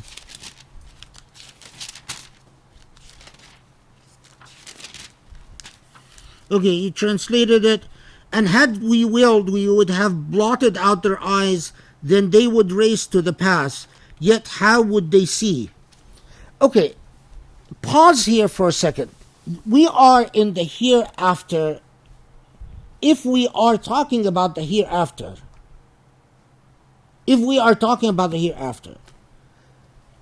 what would be the significance of saying, if we would have willed, I'm sorry, can you turn off the fan? If we would have willed, we would have blotted out their eyes, meaning we would have blinded them. And then they wouldn't be able to seek out the straight path. If we are in the hereafter, what straight path? Some commentators, among the Ahl al-Hadith especially, said, well, that's because in the hereafter, the path to heaven there's going to be something you walk on is a Surat al-Mustaqim. And those who will not be able to see, will try to walk that path and will fall into hellfire. And those who can see will walk into that path and end up in heaven. The Usulis disagreed very strongly and said these ayat are clearly not talking about the hereafter. It's commenting about the legacy of these people on earth. And it is saying, people, listen, you had an option of seeking the straight path. If we wanted, we could have led you all astray. We could have denied you the ability to seek the straight path. We could have made you blind, but that's not what Allah wants from you. That is exactly, again, when it says, وَلَوْ نَشَاءُ لَمَسَخْنَاهُمْ عَلَى مَكَانَتِهِمْ فَمَا اسْتَطَاعُوا مُضِيًّا وَلَا يَرْجِعُونَ. That if we would have wished, we could have frozen them in a state that is incapable of growth. But it is, so after talking about the hereafter, it goes back and says, don't think that it was Allah's will that you didn't seek the straight path. And don't claim, don't believe, don't dare think that it was Allah's will that you ended up shackled and blind. If Allah would have willed it, Allah would have done it, but that's not Allah's will.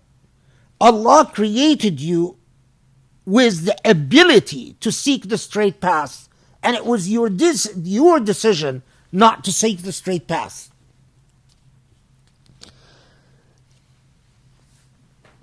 Shirazi, especially, and his school of thought,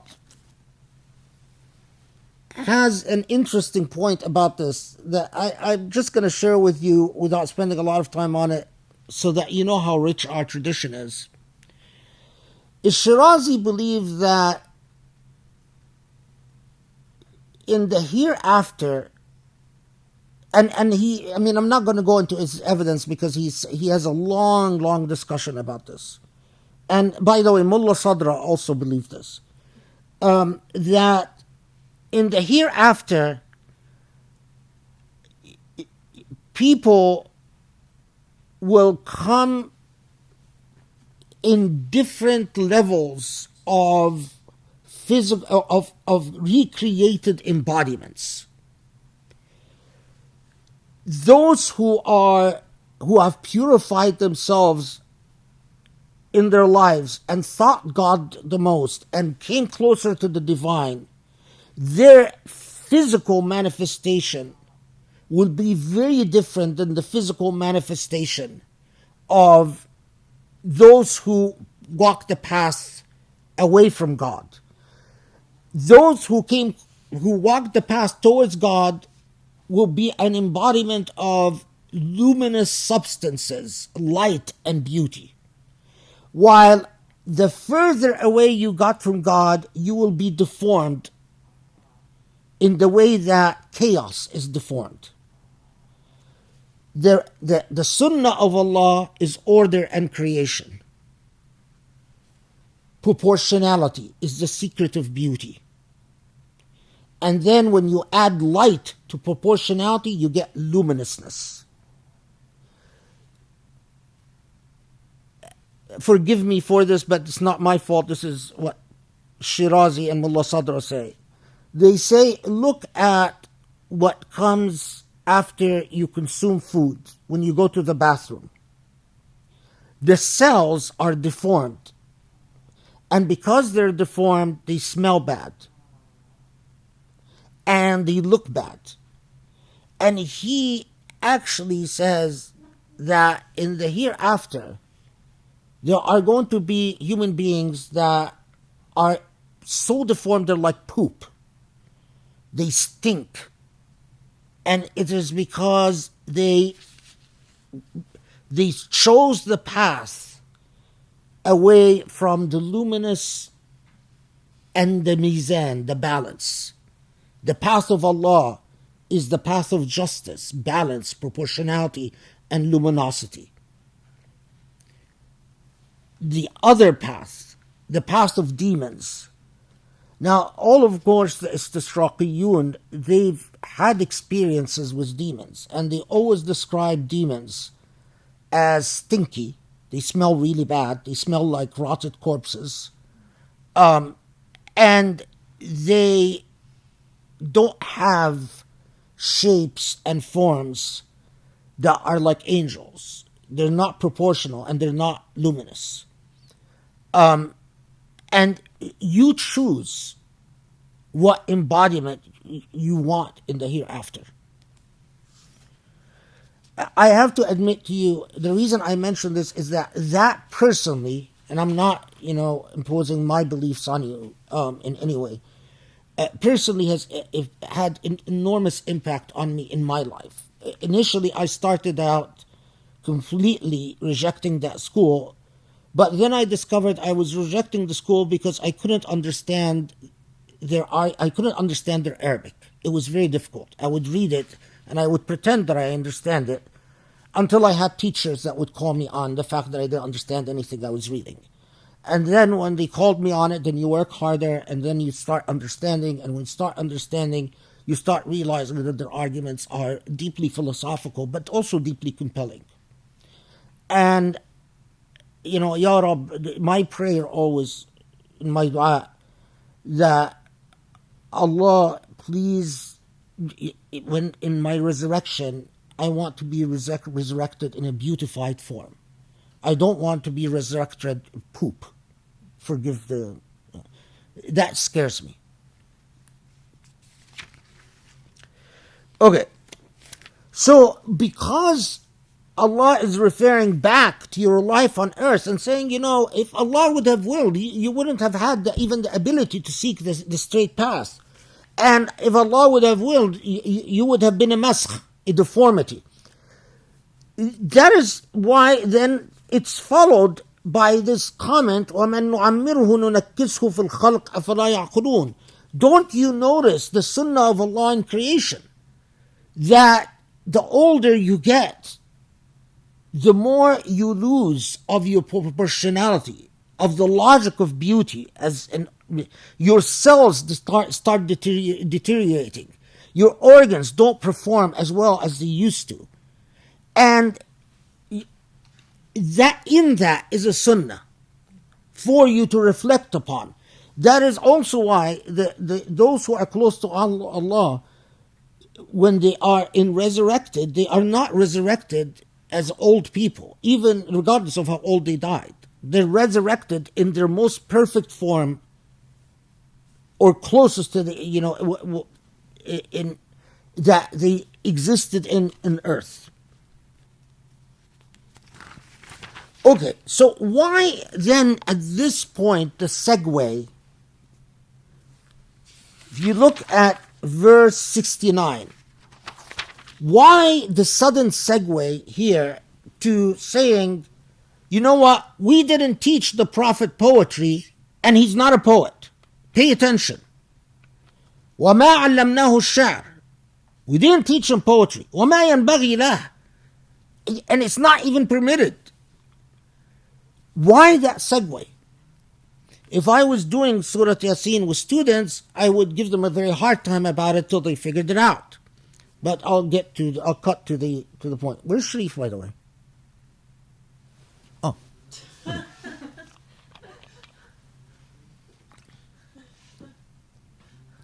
my invisibility. He doesn't have his glasses either. I'm not wearing my glasses, and Sharif, has invisibility cloak. He has the ability to appear and disappear at will. And so I try to keep track of him. Okay, so why is it that Allah... The short answer is this.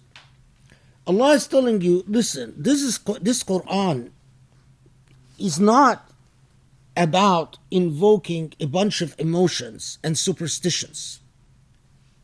It's about the logic of creation. Poetry is anchored in exaggerations and anchored in evoking your emotions. it doesn't mean that the Quran is anti-poetry. In fact, we know that a lot of the companions were poets, and some of them very profound, like Hassan ibn Thabit. And the Prophet ﷺ himself was fond of the poetry of Labib. And Labib was among the poets of Al-Mu'allaqat al-Sab'a, the greatest 7 poets of Mecca. And when he converted to Islam, he said, the Quran is so eloquent, I quit poetry because I can't, my poetry sounds stupid next to the Quran. But the point is that Allah is saying, you want to comprehend the fact that you have the potential of reaching Surat al-Mustaqim. You want to comprehend the wisdom from bringing life from death, the wisdom from the process of birth to growth, to aging, to dying. Use your reason, use your intellect.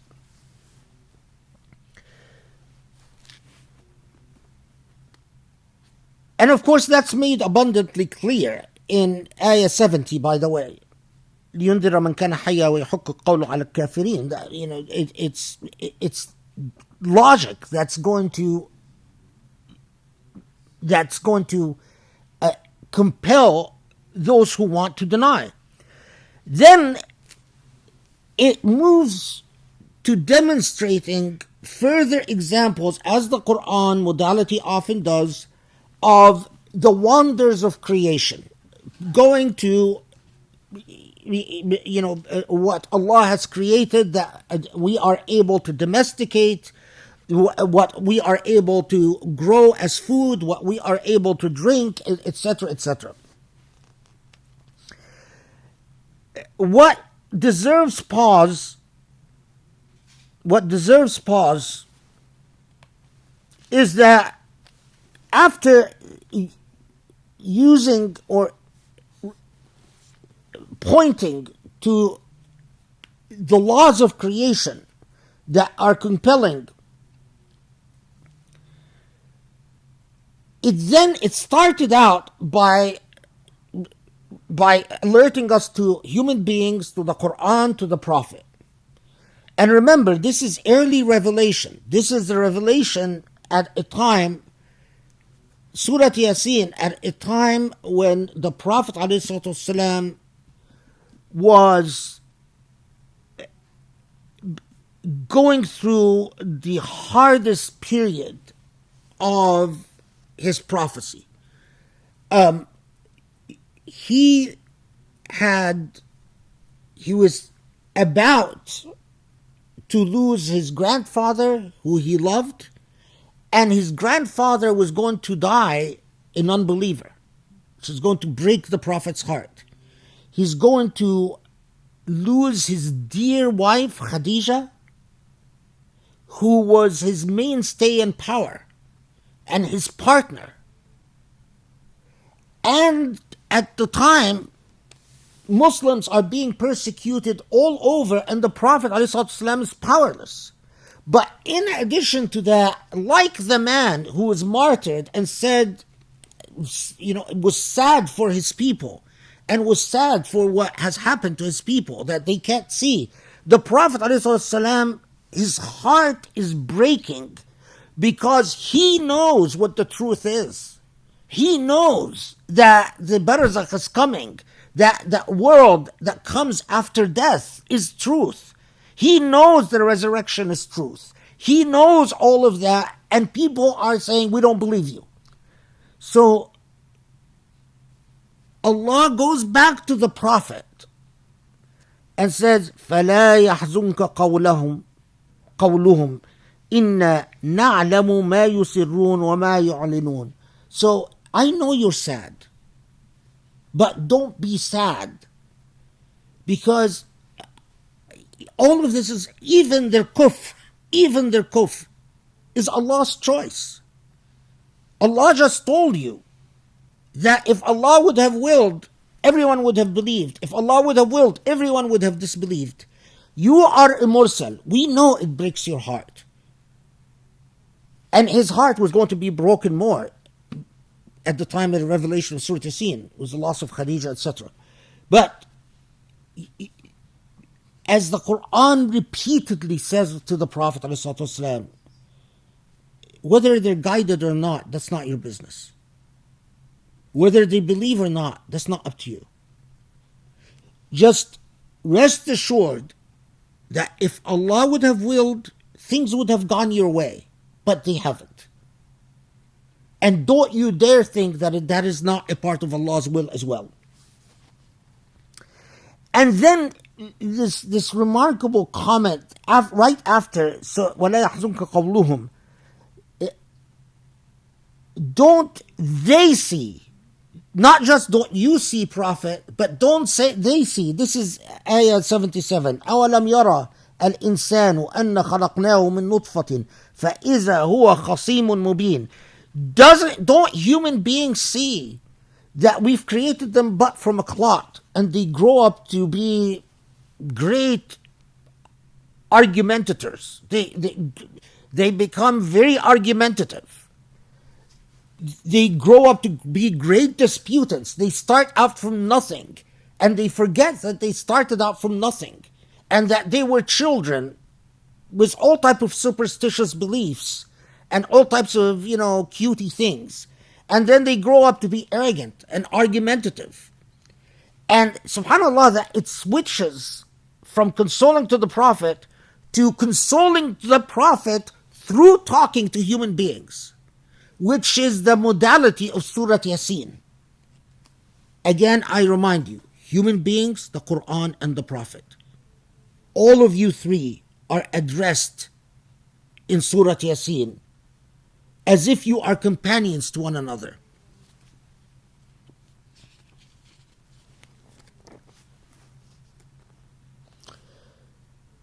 We pause next with ayah 80. After saying, look, human beings become argumentative. Look, human beings forget that they're created from nothing. And then they say, how could we be recreated? Well, the same God that created them from nothing is capable of recreating them. من يحيي العظام وهي رميم. There's a story here that someone came to the Prophet ﷺ and had a bone and then crushed it and said, you want to tell me that God is going to bring this bone back? This story is often mentioned in the context of commenting on من يحيي العظام وهي رميم, who can recreate the bones after they've become dust. Well, if they were created once, they can be recreated again. This reminds me. It's a silly story, but I was in a conference once, and then someone asked.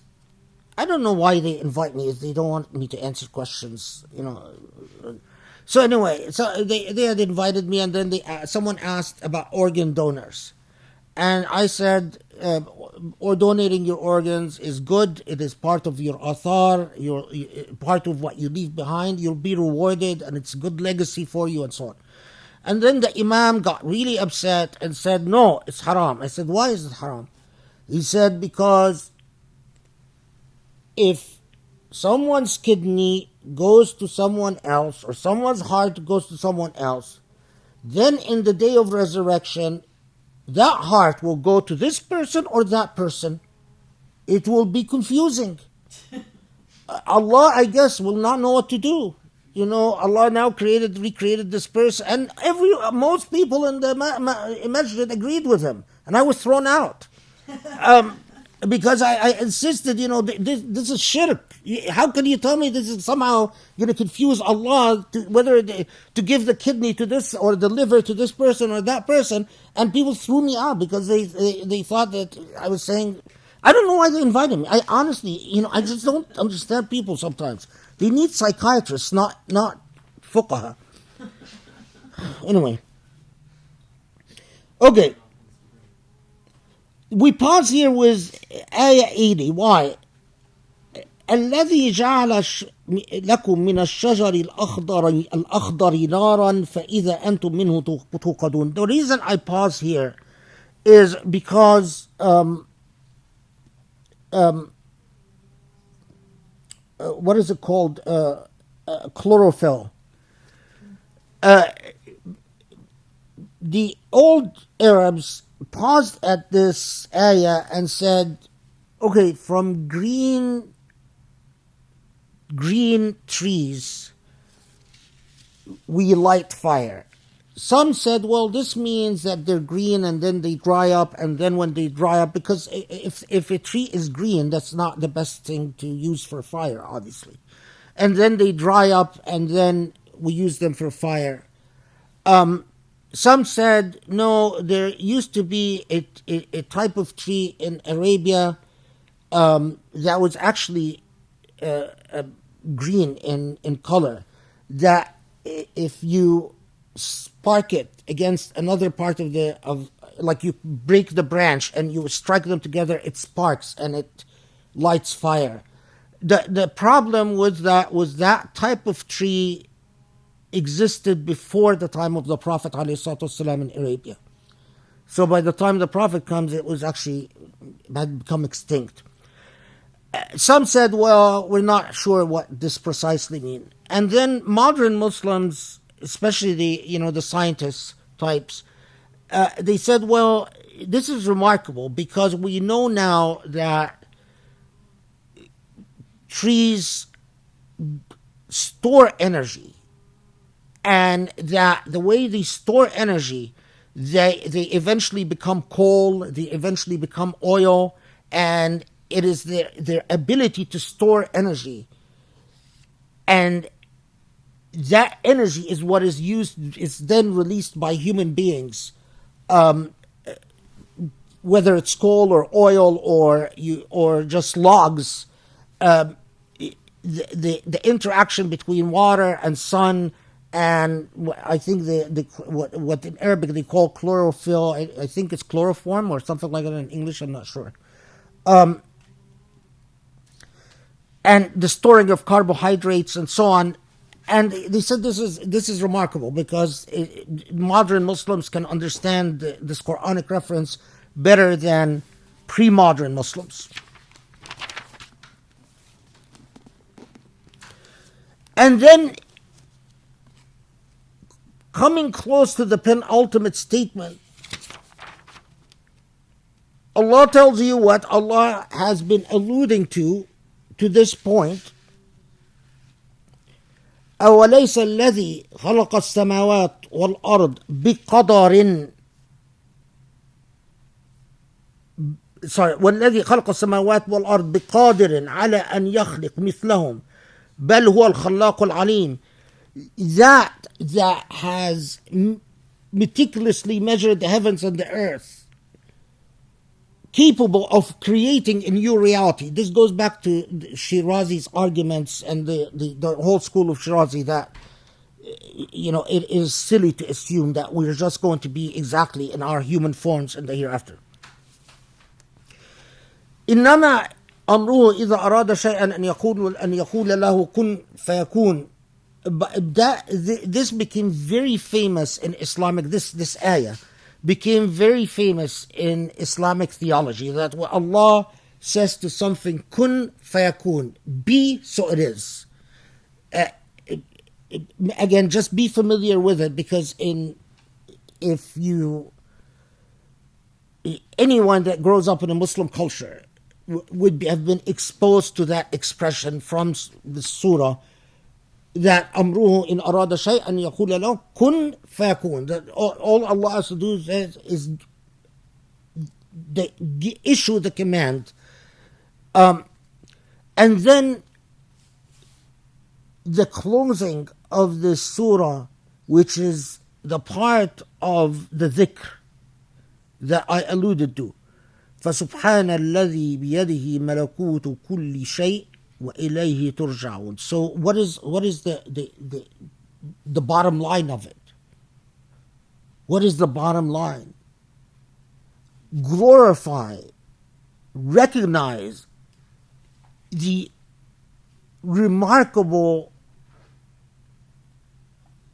reality of the Lord of everything, the Lord of what you know and what you don't know. بيده ملكوت كل شيء. The word malakut is very big, because the word malakut is not just the mulk, it's not just material reality that we are aware of on this earth, but the malakut is all the levels of dimensions of reality and all the realities of creation that are beyond our imagination. It is not just about the earth, and it's not just about our galaxy, and it's not the Lord that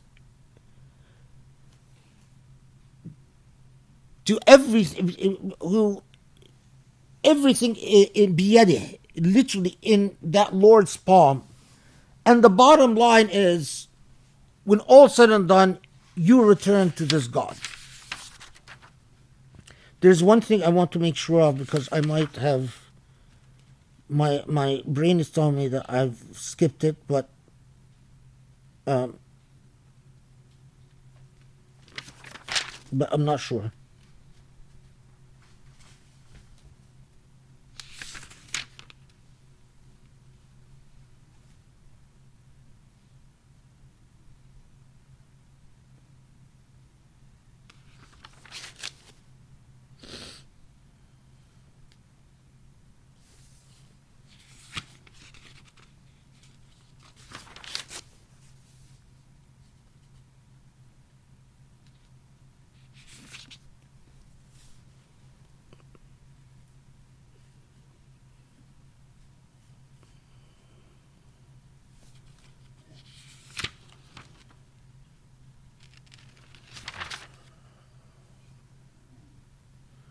No, the reason my brain confused me is that it's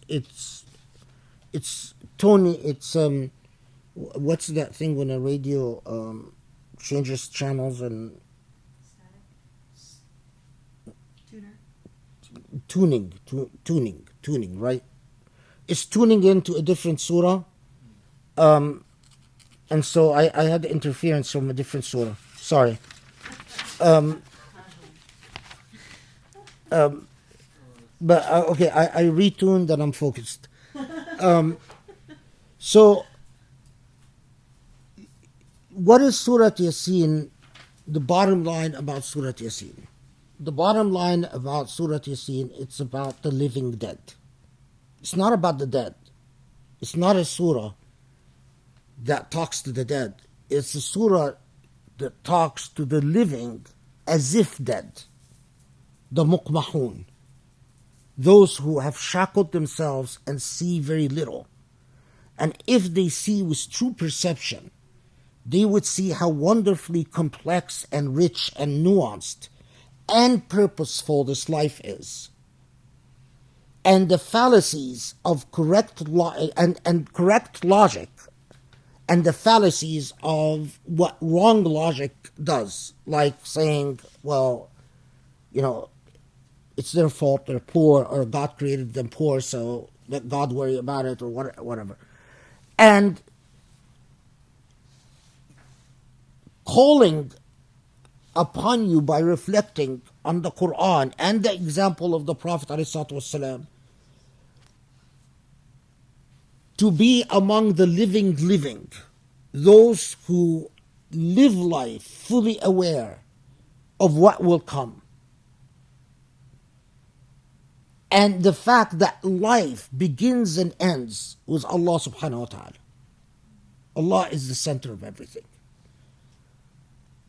That's why Surat Yasin was described by theologians as the mother of the Quran, although every surah is a mother of the Quran, every surah.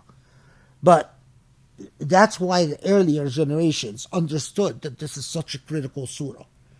And that is why Surat Yasin is among the early surahs that formed the Muslim character. And that is also why eventually, because when human beings, culturally, they corrupt things and habit sets in and they forget. That's why they started reading it when they have a funeral, they have a death, to remind themselves of that, well, it's not, there's the physical death, but there's also the living death. That's where the practice originated. But then eventually they forgot and they started reciting it as if it's directed to the dead. But the dead don't benefit from Surat Yasin anymore. Alhamdulillah Rabbil Alameen. And we've done Surat Yasin. Every time we get done with one of these surahs, I feel an immense amount of release, an immense amount of accomplishment. I've lived with these surahs for 30 years as if they're a private secret, and then it comes out, and then I'm like, for over the years, I've had so many people come to me and talk to me about Surat Yasin, and my response is like, well, it's complicated. Maybe inshallah that the day will come, we'll talk about it. And I've been saying this to people for 20 years.